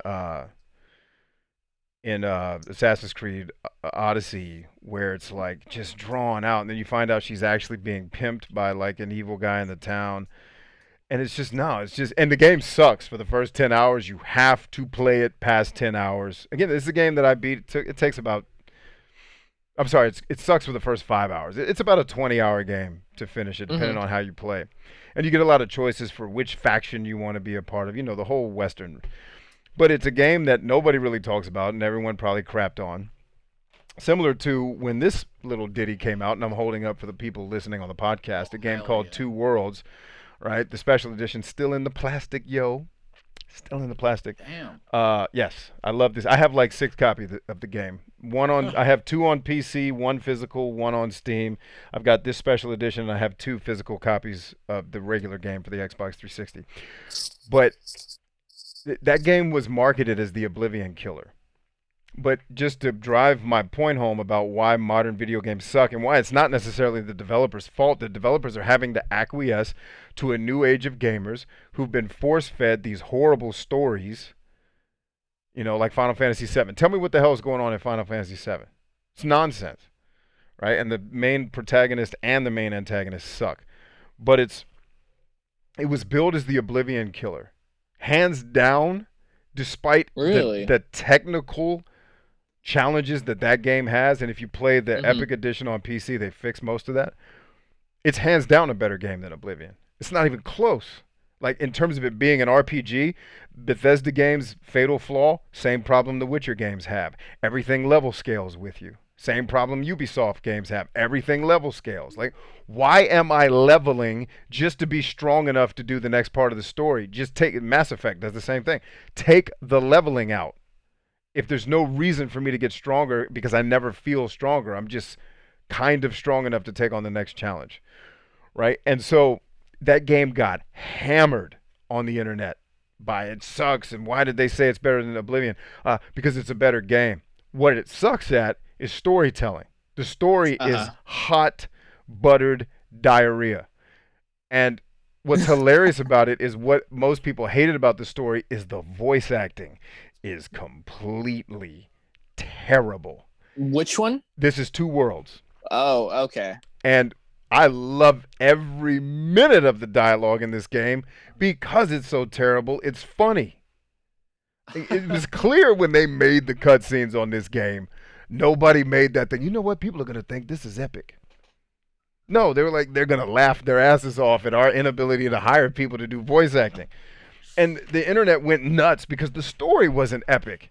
I'm like, but Right. the game part where you kill Groms and you fight dragons. From the beginning of the game, you can go to the desert and fight dragons. You can go anywhere you want in the world. Now, the dragons will murder you at the beginning parts of the game, but you could just fight dragons. Yeah. I don't need Alduin to, how do you understand why I've flown down here to be with you lowly humans? Nope. But I bet you at the end of this cutscene, I'm going to try to stab you to death. Like, Right. there's no cutscenes. Or there's a couple of cutscenes in the game that you specifically go create because you're talking with your sister who's been kidnapped and she's just telling you what's happening. But they're scripted and you know where they all are. So if you don't want to see them, you can avoid them. There's a cutscene at the end that's maybe 13 seconds long. It's amazing. It's an amazing game. Nobody cares. Like this is on my list of top 10, and I'm arguing this might become my number 2 favorite video game of all time. If Nier Automata takes the top slot. And so we've got examples of games in the modern era that play amazingly, but they're not usually the games that everybody loves. Nier Automata did well, but it wasn't loved the way Grand Theft Auto is, which is just it's a sensationalism simulator. That's all Grand Theft Auto is. Right? It wasn't praised as much as God of War. God of War is a decent video game. It's fun to play. The puzzles drove me nuts. The Valkyries are fun to fight once you learn what you're doing. But the dialogue with the boy, there's a couple scenes where they're actually hilarious. Where there was a scene where you're fighting this giant monster and you're getting handled and you're screaming at Atreus. You're screaming at him, "You need to help me!" And Atreus screams back, "I don't know what to do." And Right. Thanos, God bless. Kratos. Thanos? Kratos yells back, "I don't care." I've had that happen with my son, where I'm trying to get him like the house is on fire, and I'm like, "You dumb mother! I don't know what to do, Dad. I don't care." Figure it out. Those scenes were great. Oh. Like that's an example of a modern video game. But I know the guy who designed God of War. Right. He was given freedom by Sony to go out and make it right, to do the research, to get the lore. All of that stuff was dope. Now, some of the dialogue's too long. It's like, all right, but it's livable at least. But most games that try to be these epic stories just can't pull it off. Like I told you, I don't know what the plot to Witcher 3 is. I have no clue. I spent 100 and some odd hours with that game. I still don't know what's going on. Yeah. I mean, gameplay, it's funny too when we go back to gameplay loops, because I remember in the beginning of this, I was like, oh, the story is distracting me from these gameplay, this repetitive and boring gameplay. It's weird for me because some of the games that I find, you have to take in mind that doing one thing for a few hours is better than doing it for 20 hours. Like someone earlier in the comments was talking about Uncharted 4 and the Uncharted series. I actually absolutely loved the Uncharted story. And the gameplay, I mean, the gameplay was, and I think this is where we get into even gameplay mechanics, because so many games try and throw so many game mechanics down your throat, and then you have some of the ones where, like, even say, like, I think it's torture. It's probably more torturous for you and Tony than it is for me. But when you have a game that's the story in your guys' opinions that is not great, and then the gameplay is repetitive, but it's not an enjoyable gameplay experience, or it's very, like, I don't know. I'm trying to think of, like, is there a gameplay element where it gets too repetitive for you, like it's just literally shooting bad guys and climbing up things? Does that just are you bored by that, or do you prefer more game mechanics to enjoy you, or less? Less? Always less. I prefer less, but with enough fair. Let me use Dark Souls as an example again, because it's like this, like one game I ever played. Every enemy has something to them that's different, and you have to fight against them specifically. Every boss is a different challenge, and they work different ways. Right. So my controls and my character controls the exact same way every single time, and I get muscle memory, and I get really good at it, right? But then I have to face external challenges that change depending on the thing, right? So so it's the challenge that keeps you going. Yeah, that's actually one of the areas where I'm not sure if I agree with Brian, which is level scaling. I actually don't really mind it, because one of the most annoying things for me is if I get so strong in a video game that I just one hit everything to death. I want to have a challenge, and I want to be better, right? That's kind of where a lot of my enjoyment in video games come. That's why I love Dragon Ball FighterZ, which is a fighting game, because it's very easy to get it. Like, I hate most fighting games because, like, Mortal Kombat or Tekken, heaven forbid, is like, I can't get into this. It's so difficult. Like Yeah. I have to fucking go through a college course just to be able to do a one single punch and like move my character from left to right. It's like Yeah. it's so Not hard. doing it. Yeah. Yeah, but like Dragon Ball Fighters, it's got like one combo that works for every character, and now I just have to get really good at the basics, and every time I fight a different guy, right? And so Yeah. I think it has to have variety in terms of I just want it to keep or stay challenging, but in a way that I can get better consistently as a player and face those challenges. Yeah, no, Yeah. I think that's kind of why I think a lot of people, when playing a game like you know, because when I played Uncharted series, the challenge was there, but it gets to a point where you get once you start getting an idea as to what's going on, what you have to do, and you kind of start seeing that I don't want to say it's necessarily a loophole, but you start figuring out the game.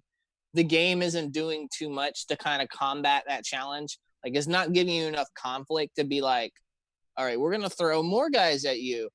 That's why, like, with certain games that have boss fights, that I'm trying to think of a game that I was playing recently that had a relatively good boss fight. Actually, I would say Resident Evil, the Resident Evil 3 boss fight, even though a lot of people don't like the new Nemesis thing, I think the boss fights, having a boss fight that has a completely different challenge to you is a good thing.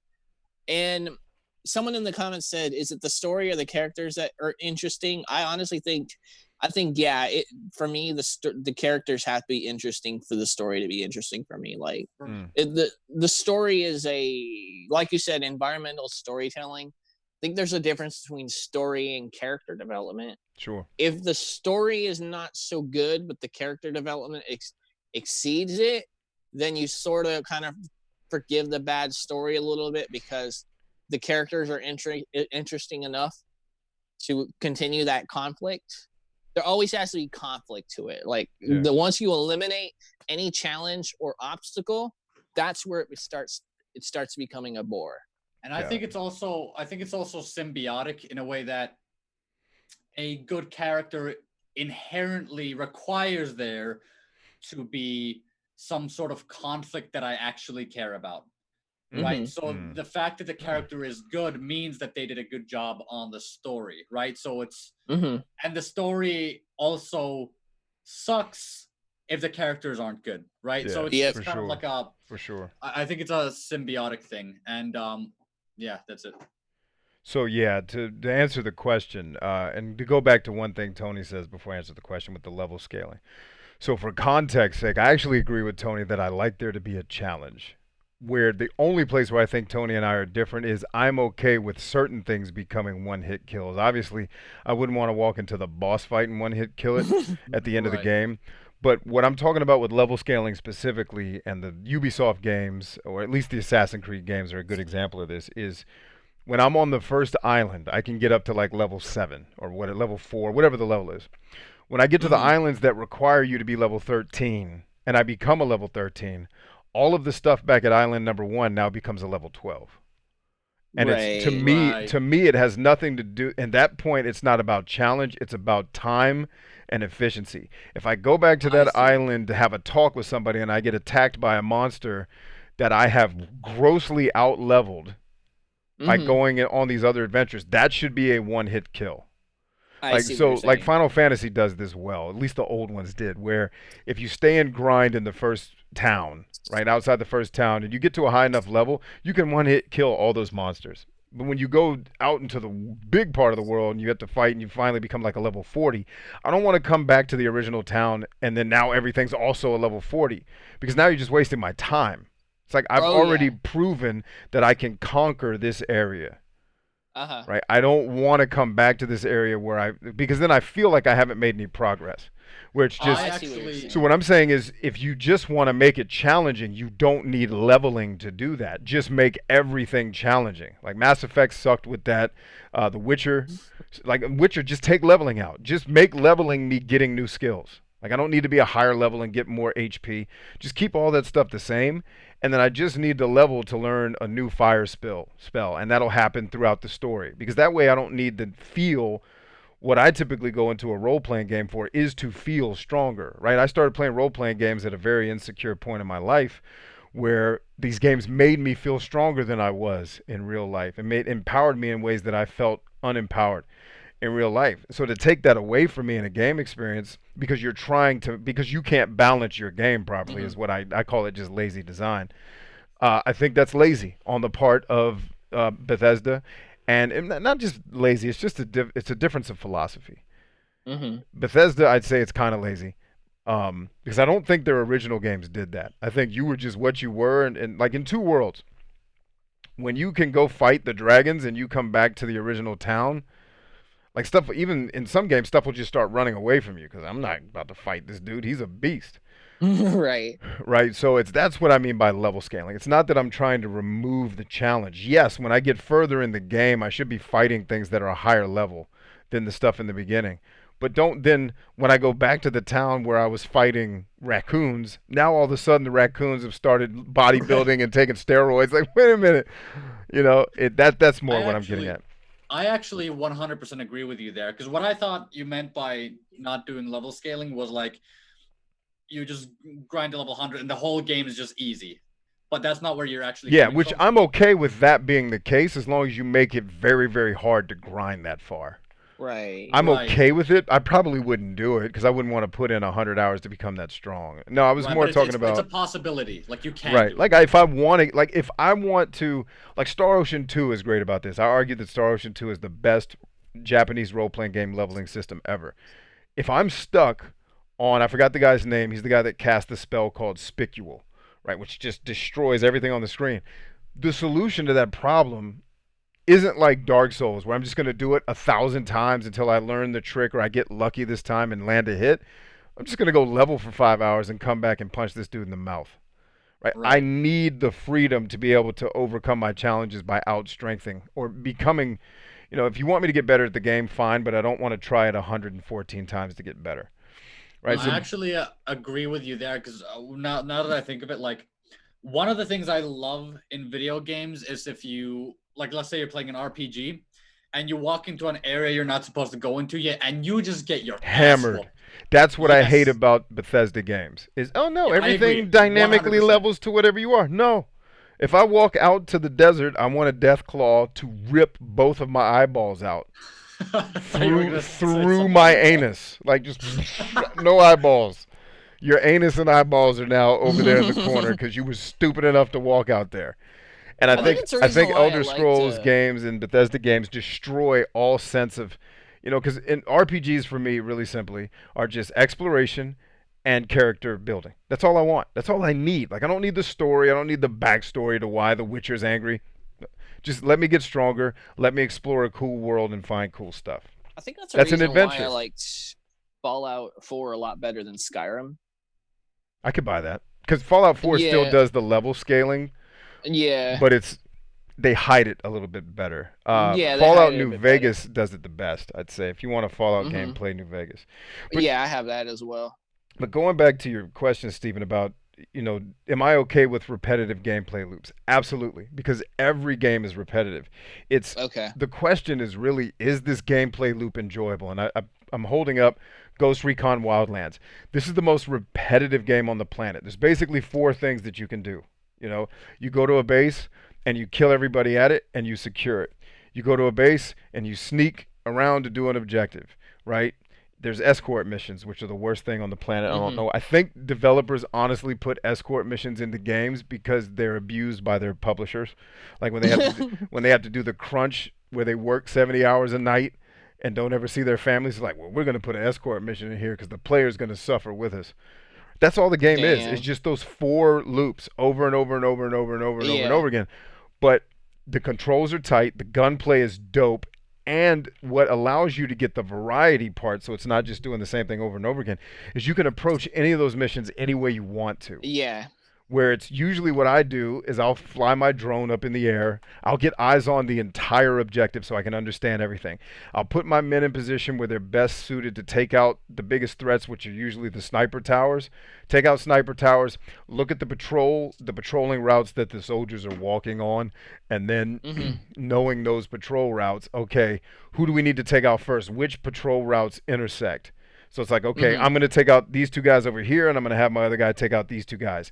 And just synchronizing that battle with just little variations on the theme, slightly different Yeah. constructed bases. Oh, I ran into the base to assault it too early because there was two dudes who were hidden that I couldn't see with my drone. That's okay. That doing I that think over and over and over again was so much fun that I didn't care that it was repetitive because I was having a great yeah. time. Or I can just get a helicopter, fly over the base, and destroy everybody with the minigun on the helicopter, and then other helicopters attack you, and I can just take those helicopters out of the sky. It's funny. It's funny too because that was one of the things I liked about the first Watch Dogs, because Watch Dogs is very similar in that retrospect, and Division. It was okay in that sense. I think with Ubisoft, Tom Clancy games seem to do it the best. There was only one Assassin's Creed game I think did it extremely well, but creating a gameplay loop that allows the player to have multiple freedom is pretty good. Splinter Cell Yeah. did that, but there was one thing great about Watch Dogs number one. It's so funny you mentioned this because everybody complains about the dull character and the story and blah blah blah. I'm like, but the gameplay was fun. I mean, the graphics, obviously that game got downgraded to what they shown, but I mean, that's where you get into the point where a lot of people are just being entitled and they just want the best looking graphics and the best story, and the gameplay was enough to draw me Yeah. into it. I can buy that. For sure, I can buy that part. And it goes back to one of the things I didn't say in the beginning that I'll say now that I'm sure I'll get flamed for. Like, like if I were reviewing most of these games, if I was still doing game reviews, what Oh I'd my be god. saying about them in a review would be very different. Because when I'm Hmm. making a review, I'm making it for the viewer. I'm not making Yeah. it just to tell everyone. Nobody cares what I think. Nobody cares about my opinion, nor should they. If I were reviewing, let's pick one of the games we picked on, Assassin's Creed Odyssey, right? Hmm. As a reviewer, it's my responsibility to tell people what's great about this game, right? The gameplay loop is actually what kept me playing this. I finished Right. this game, even though I think the story, if I were comparing it to other games in terms of it being a review, as a standalone story, it's mediocre. I Hmm. hated it because it's too long and there's too much talking. But that personal preference is irrelevant to the player. So when I talk about games sucking, this is my personal take on what I wish games would either do or stop doing. And I really wish, and I also respect the fact that a lot of these games' stories are very challenged at being great because of the way games are developed. The game is developed first, and then the story is almost always retrofitted onto the game, Hmm. which makes it incredibly hard to tell a succinct story when the gameplay is supposed to take you 40 hours to finish, Yeah. right? Which is one of the reasons why The Outer Worlds was so focused on being a more succinct game. It's like if we make this game 60 hours, there's no way the story is going to stay. Somebody in the comments was talking about sex scenes. I'm trying to remember who it was, and they were talking about the Parvati because there is a sex scene in The Outer Worlds, but they Hmm. don't show it. It's Right. it's your one of your characters falls in love with another character in the game, and they get busy. But I'm not like a third party watching it. Like, yeah, get in there. But it's very succinct, and they're able to tell a story, a very interesting story, by the way. And they even built humor into the game, which is another issue I have. Like, if you're going to tell me a story, can we get some people that are actually funny? Because one of Hmm. the solutions in the Outer Worlds, and you have to play the game a certain way to get the solution. You have to basically play the game like an idiot. Yeah. You could just kill everybody on accident, and the game keeps like the whole point is they're all yelling at you, "Don't do this! You're gonna kill everyone!" No, I got this. You hit the button and you kill everybody, and then the credits start rolling, and it's awesome. Is that on the Outer Worlds? That's Outer Worlds. So Okay, I'm gonna have to get more story into it can then. certainly be a part of games, but going back to the modern versus classic game distinction is once they became so focused on story, and once Hmm. Kojima hit it out of the park with Metal Gear Solid, right? Just crazily interesting storytelling. I give him props for that every time. It's now Right. now everybody's trying to be Kojima. It's like when something's hot in the market, everybody starts trying to emulate it. Right? Yep. Like when Street Fighter and Mortal Kombat were hot, you can't imagine the amount of terrible knockoff games tried to copy that. Oh yeah. And so the same thing happened with Metal Gear Solid, the original. Now everyone's got to make this epic storyline. Well, most of you aren't good at writing epic storylines. Kojima is, and that's where I say I'm being tongue in cheek when I say it's Kojima's fault. Is Yeah. no, all of his games, like Metal Gear Solid 3, I think is not a good game. It is a Hmm. fantastic story. Right. Fantastic. I finished that game. That's, going back to one of your original questions. I finished it simply because the story was so compelling, and I saw myself in the character of Naked Snake, having been through an Hmm. a real life, real world scenario where I was Yep. sent to do things that I didn't agree with and didn't even know that I was potentially being manipulated. Right, and Yeah. so I relate to his character to the point where I think you guys knew about this. I was on tap to play Naked Snake in the original. I was on tap to play Big Boss in the Metal Gear remake that was being worked on. I was going to be the voice act. Man, I was potentially going to that be would the have been voice actor for that. That's how much I love what Kojima has given us. man. If you became, imagine how different that would have been if you were the voice actor Insane. for Like I'd be at your life. conventions. I'd be at conventions nonstop. Like that's the dude. Like it's a black Damn. dude too. Like yo, black people can voice that. Like, how was that possible? Like you know what I mean? Like, and I just wanted to do. I wasn't even going to ask to be paid. That's how dope. That's how important this game is to me. I wasn't even going to Uh-huh. like if they were like you got to do it for free. Done. Give me the lines. I will do this for free. I don't care if I get paid.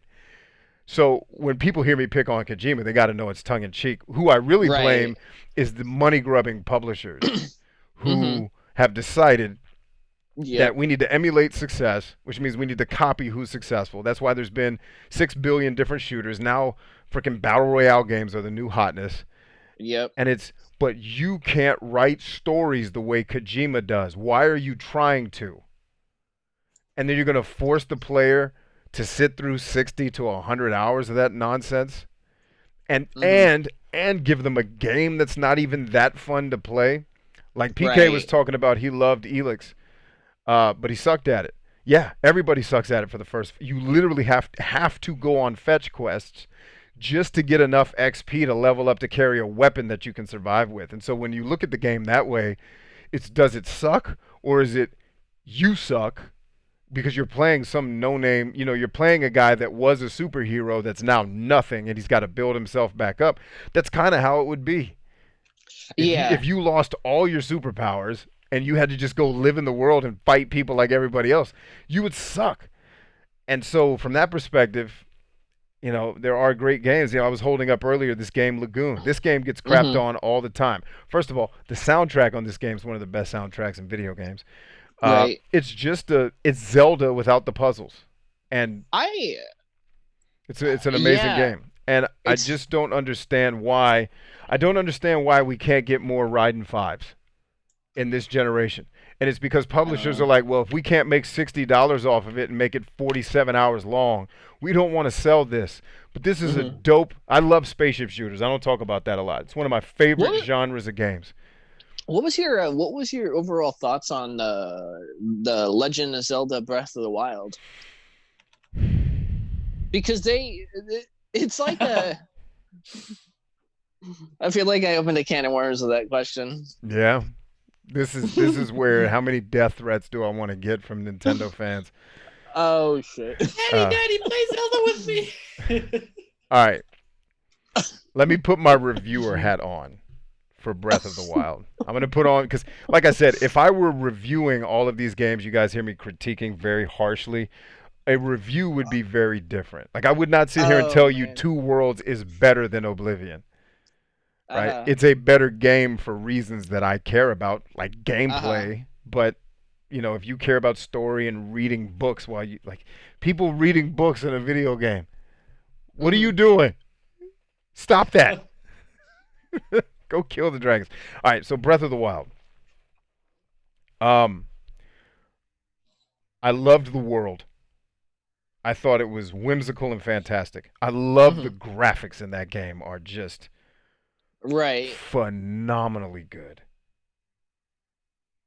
I liked some of the puzzle dungeons, right, where you have to figure out the thing to move the blocks around and it teaches you how to use your tools in the game. Yeah. I loved being able to go anywhere with the stamina, being able to climb mountains and stuff like that. Hmm. Genius. Every game, basically, they took the best parts of Assassin's Creed, and said, uh, why don't we apply this to any game where you can just Hmm. go anywhere because you can climb. Right, that's one of my beefs with Elder Scrolls games is they build so many effing mountains into everything. You can't figure out where you're supposed to be going without walking around the mountain for 4 hours trying to find the critical path. Hmm. Zelda got rid of that. Where Zelda fell short for me was Zelda's always been predicated on obtuse puzzle solving. Hmm. Meaning it's not like you basically use trial and error to figure out what you're supposed to be doing, and I don't like trial and error. And the dungeons were particularly annoying to me, like the divine beast or whatever were Right. particularly. By the time I got to the end of Zelda, I just wanted it to be over because I was tired. Like I totally and full disclosure, when I played the one of the divine beasts that's really hard, where the dungeon turns and flips, I Hmm. literally just started the dungeon, turned on a walkthrough, and just copied the guy move for move because I'm not going to figure this out. I'm not. Yeah, I I'm did the not going to same play thing. this for 4 hours trying to figure out what the hell I'm supposed to be doing. I'm going to watch this dude do it. It's the same beef. Tony and I have talked about this a lot with the Souls games. I don't want to figure out how to fight. To me, that's asinine. It's like I've never fought anybody in my life. And hey, you're fighting Mike Tyson tonight, right? No, I didn't Hmm. know that. Get in there. Well, when are you going to train me to fight? No, you're going to train by fighting Mike Tyson. You're going to learn to fight Mike Tyson by fighting Mike Tyson. I said, so is the goal my death? Like, are y'all? No, you're going to fight him, get beat, and then you're going to learn. And then tomorrow you're going to fight him again with all your black eyes and bruises. And then you're going to lose again. You're going to lose 400 times. And if you live, you get to beat Mike Tyson. Like Oh that's man. how I would describe Souls games. Is you just get the Right. crap beat out of you, and that's how you learn. Same thing. Like if I took Tony and says, "Hey, I'm gonna make you, I'm gonna put you in the special forces, and like, I'm gonna send you to like the worst mission ever. Do I get some training? Nope. Just get in there. You'll figure it out. Here's your rifle. How do I use a rifle? You'll figure it out by getting shot. Let's go. Like I don't. Why would you want to do that to yourself, right? So Right. Zelda is like that to me, where I remember playing which one was the one Wind Waker, where one of the Hmm. solutions was there's a tornado, shoot an arrow into the tornado, and then it gives you the magical song of the flute of the skin flute of power or whatever it is, Right. the ocarina, and it's who knew to shoot an arrow into a tornado except a 9-year-old kid that had nothing to do all summer but shoot arrows at tornadoes. Because I remember fans of the game when I first started critiquing it, back when I first started writing reviews, like, well, you just suck. The kids can figure this out. Yes. No, no, no argument. The difference between me and a child is I don't have a couple hours to figure it out. Secondly, I Yeah. don't want to. That's not Hmm. fun to me to figure out that I was supposed to shoot an arrow at a tornado. That was when I stopped playing the game, as I was stuck. And I went to a walkthrough. It's like, oh yeah, you're supposed to go find this tornado and shoot an arrow at it, and it gives you the next song of. It's like I'm out. I think what yeah, I I can't. think I think what drove me away from Legend of Zelda, because I have it on my list to finish, I just haven't finished it. It's just the fact that I have to kind of make my own objective, and I'm just kind of lost and confused. Yeah. That's the best way I would put it. I would call Legend of Zelda Lost and Confused. Yeah, that's insane. Like it, I loved so many of the other elements about that game so much that I was willing to finish it, but I was glad it Hmm. was over when by the time I finished it because I got to Ganon not as powered as I should have Yeah. been because I'm like I'm not doing this. Just get the credits rolling so I can say I beat this Well, game. one of the crazy things with that game, though, it does have an element from similar to like what Morrowind does, where you can finish the game in like 15 minutes if you know how to do it. Right, like if you were skilled It goes enough to straight, run and dodge go and straight to the castle and yeah. kill them, and then bam, mission over. Honestly, I thought about doing that just to get it over with. I'd be like, all right, I got all my gear, I got everything. I'm gonna just go face them. I don't want to. I don't want to go through these trial and errors of Right. defeating the 4 boss and all that. Just take me to Ganon. Yeah. And that's the thing. I don't like trial and error in real life. Mm-hmm. I'm not going to like it in a game. Just tell me what I'm Right. supposed to do. I would love Dark Souls if it were more intuitive what you were supposed to do and it was just really hard to do it. Yeah. But the hard is in you don't know what you're doing and you're just going to keep getting beat down. And oh, come back and try something different this time. Come back and try something. I don't. That doesn't. That doesn't make fun for me. You know. You Mm-hmm. did you play Dark Souls or Bloodborne? I played Blood. I played the original Dark Souls. I played Dark Souls 3 and I played Bloodborne. I'll Yes. be back in a second. Okay. So it's going back to Nier Automata. Just to bring that game up again. You can beat that game probably in 12 or 13 hours. Now, you don't get the full ending. You have to play the game a couple of times to get the whole end. I'd say altogether it's about 20 to 25 hours of playing through different playthroughs to get the complete story.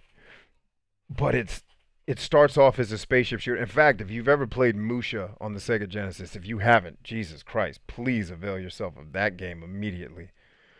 Um, it starts off exactly like Musha from Sega Genesis, where everything that's even happening on the screen is what happens. It's a bunch of you are flying to take out this giant monster, and the monster is shooting lasers and taking out all your friends, and then it's just you.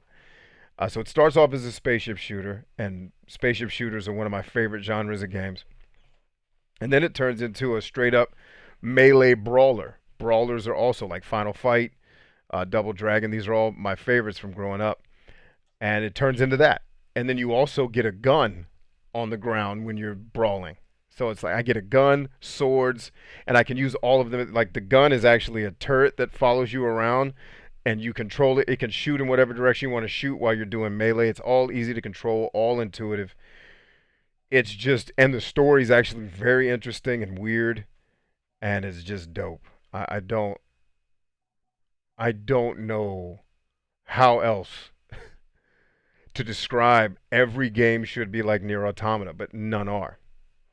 None of them are. We just want another 200-hour Assassin's Creed game where we do the same gameplay loop over and over again, and everything level scales with you to where you never feel stronger. Which, by the way, Ghost Recon Wildlands didn't do that. Wildlands, you just get strong. And then there's like DLC where you fight harder things, like you have to headshot certain characters or they don't take any damage. But that's just about getting good enough at the game to be able to hit them and shoot them. But I don't know. Going back to the original point, I just think stories became the focal point, and most designers bit off more than most publishers bit off more than they could chew. They figured if we just make a really, really long adventure and we just diarrhea a story on top of it, then that'll make a great game. And unfortunately, that's worked. The amount of games that people praise for their stories, I'm like, what story did you watch? You know? Yeah, I feel that. My friends got me to playing Destiny 2. And yeah, and they were all like, oh, the story, and then they were talking about like, oh, this planet is actually attacked by the crazy aliens, and they were so into it. And I'm like, dude, what the this is so boring. It is. Like, I don't understand the things they were talking about. Like, give me one good reason I should give a shit about a damn alien who came onto the planet and invaded. There's no incentive. Mm-hmm. There's no and that's the thing. It's like there's just and it doesn't and help I've when you made don't this see point them. so many times, but it's like, dude, the story is just bad. Like it's. I think, Ugh. and I think with some games, I think that's why to drive it forward. That's why with some games, I have to almost go in there changing my perspective on it and play it a different way. Well, like one example is, Animal Crossing recently, I would have never touched Animal Crossing had I went in there with a completely different mindset of trying to play this game to its finish and spend 40 plus hours on it. But like when you go on and you approach a game differently and you're able to like put it down, pick it up, put it down, it's more enjoyable. Like I still don't know what I'm doing in it, but all I know is every day when I do log into Animal Crossing, I am making some sort of progress. Yeah. I don't really know what I'm doing. All I'm really doing is chopping trees. There's no objective to the game. And normally in a situation, I'd be like, there's no objective. What's the point in playing? But and that's the same like a game like Minecraft is you make your objective. And I think That's what I was getting ready to ask you. Is the objective just making progress toward an objective that you set? yeah, that's pretty much all it is. Yeah. Yeah, I don't know too much about Animal Crossing, but I think it's kind of like Stardew Valley, as in you're just farming for the sake of farming and creating bigger things. I Like, there's played really Stardew Valley and I wanted to club baby seals. I didn't Yeah, like that same game. too. Dude, the stamina system made me want to. Oh god, yeah, that game is Like, not. how the fuck are you supposed to do anything when your guy like lifts up a shovel and he's already having a seizure on the ground? Like, Jesus Christ, can't like go do some push-ups, dude. Like, dude, I'm starting to sound like you. I'm literally starting to sound like you. I'm just glad there's none of that in that game. There's That's what I was hardly- wondering because now I'm like, do I Yeah. need to go get Animal Crossing? Everybody, I have a Switch. I have not played my Switch in a year and a half probably since I bought Right. it. I think Zelda was the last thing I played, and that that brings up a really interesting point with this whole modern games suck kind of tongue-in-cheek thesis is. I got the Switch believing that that's where I was going to find my happy place. Right? Of course, Nintendo makes an inferior system that's focused on mobile. Clearly, mobile makes sense for more spaceship shooters, more brawlers, more things that I like, which are the fun, fast games that are over after an hour and I can finish them. And every once in a while, I don't mind playing a long RPG if it's great. So, Thanaros was just asking about Outer Worlds. Absolutely, I've played it. I loved it. I loved Fallout New Vegas. There are games that exception to the rule, but the Switch has been the biggest letdown of my modern gaming, other than the consoles that made me stop playing games, and that's PlayStation 1 and Nintendo 64. It's like I guess I don't because I stopped playing video games during kind of the Super Nintendo era because I got involved in sports as a kid. I started being interested in girls. Like video games were not a big part of my life as I started to go through school. But then I remember the PlayStation came out. I wasn't interested. I played it at my friend's house a couple of times. I played NFL Game Day and thought it was terrible. Right. So I just stopped playing video games until I was in the Army, and that was like the PlayStation 2 era. But I couldn't figure out like these games. Clearly, I just need to not play video games anymore because what I grew up playing is not what's happening with these games. I remember trying to play Final Fantasy VII the first time. I did not beat Final Fantasy VII until I was a grown man with a wife and a dog. And it was, that game came out when I was a kid. It was just like, it took me that many years of owning that game to finally finish it. And I'm a little bit different now. I have more patience now as an older dude, but I just was starting to realize these games aren't for me. And so when I came back into gaming, it was nice to find finally now we're starting to see more independent games and even games that are made by AAA publishers with smaller budgets where we can get that, oh man, this game is really, really fun to play. Not, oh, did you get the story in blah, blah, blah game? And it's like, I don't know that, because I've talked about on Twitch, when I stream on Twitch, it's like, I need you guys to be prepared for, I may just go back to playing games from my childhood. Because I don't want to invest 40 hours into a game that's like Fallout 4 was violently mediocre. It was running on old technology. You could feel how dated the game was when you play it. I've heard Borderlands 3 is dated. I've installed it. I've never played it because I got it thinking my friends were all going to be playing it. Nobody's playing it because they don't like it.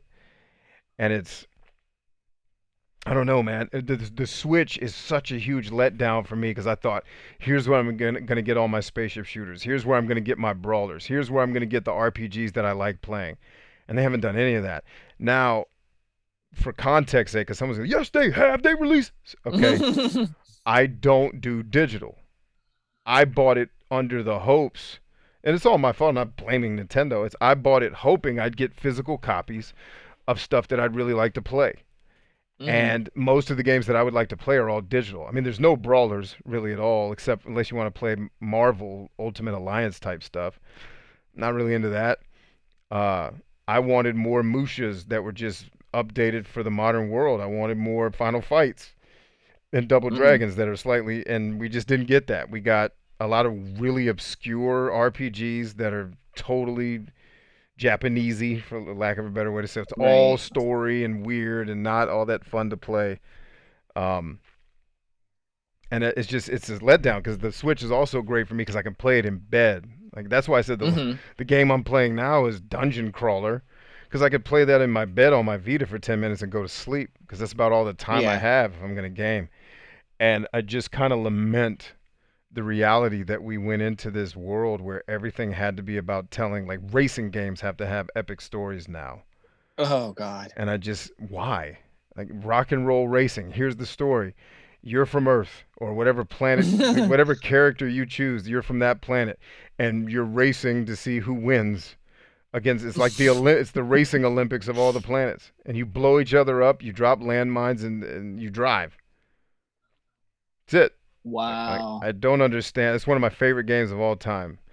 I just don't understand why that can't be a thing anymore. Why do we Uh-huh. have to get these ham-fisted, horribly written cornball, has to be palatable enough for a 14-year-old to like it, stories shoved into our games that are now 40 hours long? I don't know. Mm-hmm. I don't get it.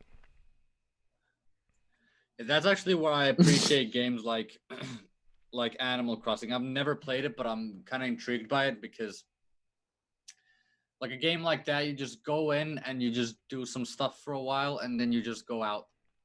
Like I appreciate that. It's like there's no because that's actually what I wish Stardew Valley was. That's why I got the game because I was like, oh man, it's gonna be nice. Because like I know you might struggle with this too, B. I don't know if you do, but I obsess even over like video games. Like, oh, I have to be the best at this thing. Yeah. Like That's so, why I hate level Mm-hmm. scaling because I want to be a freaking assassin. right, And you took that Right. away from me. Yeah, right. 100% I'm like that. So then in a game like Stardew Valley, then I have to like worry about the stamina, and I can't actually just come in and do all the things I want to do. I have to manage my stamina and walk around for half the game. So now you're Is talking about Animal Crossing right now, right? Stardew No. Valley. No. I'm saying, but you're comparing Stardew Oh. Valley to Animal Crossing. Yeah. Yeah, that's why I appreciate things like Animal Crossing. It's basically, from what I understand, it's like Stardew Valley without all the stamina bullshit. You can actually just, well, like Steven said, you can pick up the game and then just go do your thing and then just put it Yeah. down and come back later. And it's so easy. Maybe I'll get that because that sounds like something I'd enjoy just chilling for 30 minutes before I go to sleep, and it's Right. probably whimsical and chill enough. Like Yeah. that's what Persona 4 was for me because Persona 4 is very story driven. Just to drive home the Mm-hmm. point that I don't hate stories, the story in that game Right. is actually really intriguing because you're trying to solve this murder case. It's almost like I wish Persona 4 was just the social simulator Uh-huh. with none of the dungeons, none of the combat, just social simulator and solving the mystery. Mm-hmm. I'd give that game a 10 out of 10 if I didn't have to do the damn dungeons because the gameplay in that game is what's bad about it. The social linking where you're meeting up with your friends and you're making decisions based upon how you want the relationship to go, and it's totally intuitive what you're supposed to say to get the girl to like you or your friend to want to hang out with you. It's not like I remember Mass Effect. I pissed off the woman I was gonna love interest by saying what I thought Saints. she would want me to say. It's like, oh, that's how you feel? Well, fine. No booty for you then. Like, oh, dang, I can't. And that's why I hate choice driven dialogue because it's Mm-hmm. I have now irreparably destroyed any chance of me and this woman getting married for the Yeah. because I'm also an achievement whore. Like I have to get it. That's why I hate achievements in games because I have to get them all. I've weaned myself off of that, but it's now I can't get this achievement. I got to start the game over because Yeah. because there's no way to repair the relationship because I said one wrong thing in the dialogue. Like, ugh, just leave this out of the That's game. why. That's why I don't really. I. It's funny. Someone was trying to get me into doing achievements, and I don't bother. I don't really care about achievements that much. I mean, it's funny. There was because Steam does this, but no one else does this, and I think if because I know cleverly they don't want to give away their money or give you free games for it, but there are certain achievements that in certain situations where they'll pay you to get a certain achievements, like Steam will pay you if Oh you get, wow, hey, yeah, they'll give you like cards, trading cards that you can like sell and earn money and stuff like that. So that's pretty cool. I I didn't know you could do that. I wish I'm hoping that at some point Sony, and I know that this is a dream, like Sony turns around and says, if you get a platinum, we will give you a discount or give you points that you can use towards your next game. Or Yeah. you complete these achievements, we'll give you points that you can use to apply. I'm like, if that's the case, then I'll go for achievements. But Yeah, other than that that, I would can be care dope. less. I don't know why they don't do that because it wouldn't. I mean, other than I guess the reason they can't do that is they don't own the publishing rights to the games, and that's basically. Probably. But you're still. It's Sony paying the bill, so who cares? Like, we're gonna give you a 25% discount on your next purchase. Sony just pays the full bill to the publisher that licensed the game for PSN or whatever. Could totally Yeah. work. I don't know why they don't do it. Hmm. Because think of I remember trying to get all the achievements in the orange box on Xbox 360 playing Half-Life. Like you had to drive around carrying that stupid ass gnome. I did that. Yeah. Yeah, this dude. I have a you can't find it anymore cuz Xbox deleted my account, so now I don't have any proof of it. So you just have to take my word of it. Uh Hmm. I got all of the achievements in Tales of Vesperia. Yeah. Like 500 hours of my life over 4 years of playing that game to Hmm. get all the achievements. And Right. not anymore because the dude who's obviously at a call center in India is like, oh yes, you want what's your email? I don't have email anymore. It's not there, gone. And I don't have. Oh well, we'll just get you a new one. No, dude, I got stuff attached to this. Nah, it's fine. We'll get you a new one. Like, so now I have a Wow. new Xbox tag because my man Jim from India. I love how they have American. Like, dude, your name's not Jim. Stop it. My favorite is when it's actually like a when you get an email and it's Mhm. you Google the company, it's like fucking Mumbai, and then you look at the email and it's like a stock photo of a white woman and Yeah, it's like Karen. it's it's Alicia Taylor. No, Dude, I get we Right. know so better many than this. emails. I get so many emails from fucking Jennifer from Utah emailing me about her freaking Like, guest post services. like Like, cut Mhm. the I believe game. you. Yeah. So that's the thing, man. That's what I wanted to bring you guys here to discuss. I like it. Do I think modern games objectively suck? Of course not. Everybody's got to like what they like. If you like, because my wife would have a very different perspective if she was a gamer. She would actually disagree with me. She likes pointless stories that can just occupy her time for a couple hours and then she moves on. Because she watches reality TV. She watches this cooking show or whatever where they all throw cake at each Hmm. other. And for her, it's just 30 minutes of her life where a toddler is not crapping on her or doing something stupid. So for her, that diversion is enjoyable, and I get for some people that's how it is. For me, if I'm going to dedicate my time to something, I want to have the time of my life. Or if you're gonna force me to listen to a story, man, it's got to be Last of Us, Outer Worlds, freaking Near Automatas, and what is the name of that game? It's a PC only game on Steam. Uh, it's the aquatic adventure of the last. It's called the aquatic adventure of the last human being or something like that, where Earth is basically completely flooded, but they sent you away in a spaceship to try to go get help because they knew Earth was gonna die, and you come back to Earth and you failed, and now you're exploring underwater Earth, and it's freaking amazing. It's maybe a 5 hour game, but the story and it's so great. It's like, yeah, if you're gonna make me listen to a story, do more of that, please. Even the story in Ninja Gaiden, we were talking about that earlier, is a great story. This kid's trying to find his father that got murdered by another assassin. What do we do? And then you get to the end of the game, you realize, holy crap, my dad's actually the assassin. Like, all right, let's get in there. So I'm okay with that. It's just these publishers that are so focused on being able to make money by making games incredibly long, way longer than they are fun. Like I said, I can't name a game that's more than about 20 hours long that's on my list of favorite games of all time. There isn't one. And certainly you could spend more than 20 hours on some of these games like Two Worlds, but you don't have to. Like you're doing that because you want to spend more time with it, not because the requisite amount of time. Like I don't think you can even beat The Witcher 3 in less than 60 or 70 hours, and that's hustling. So I don't know.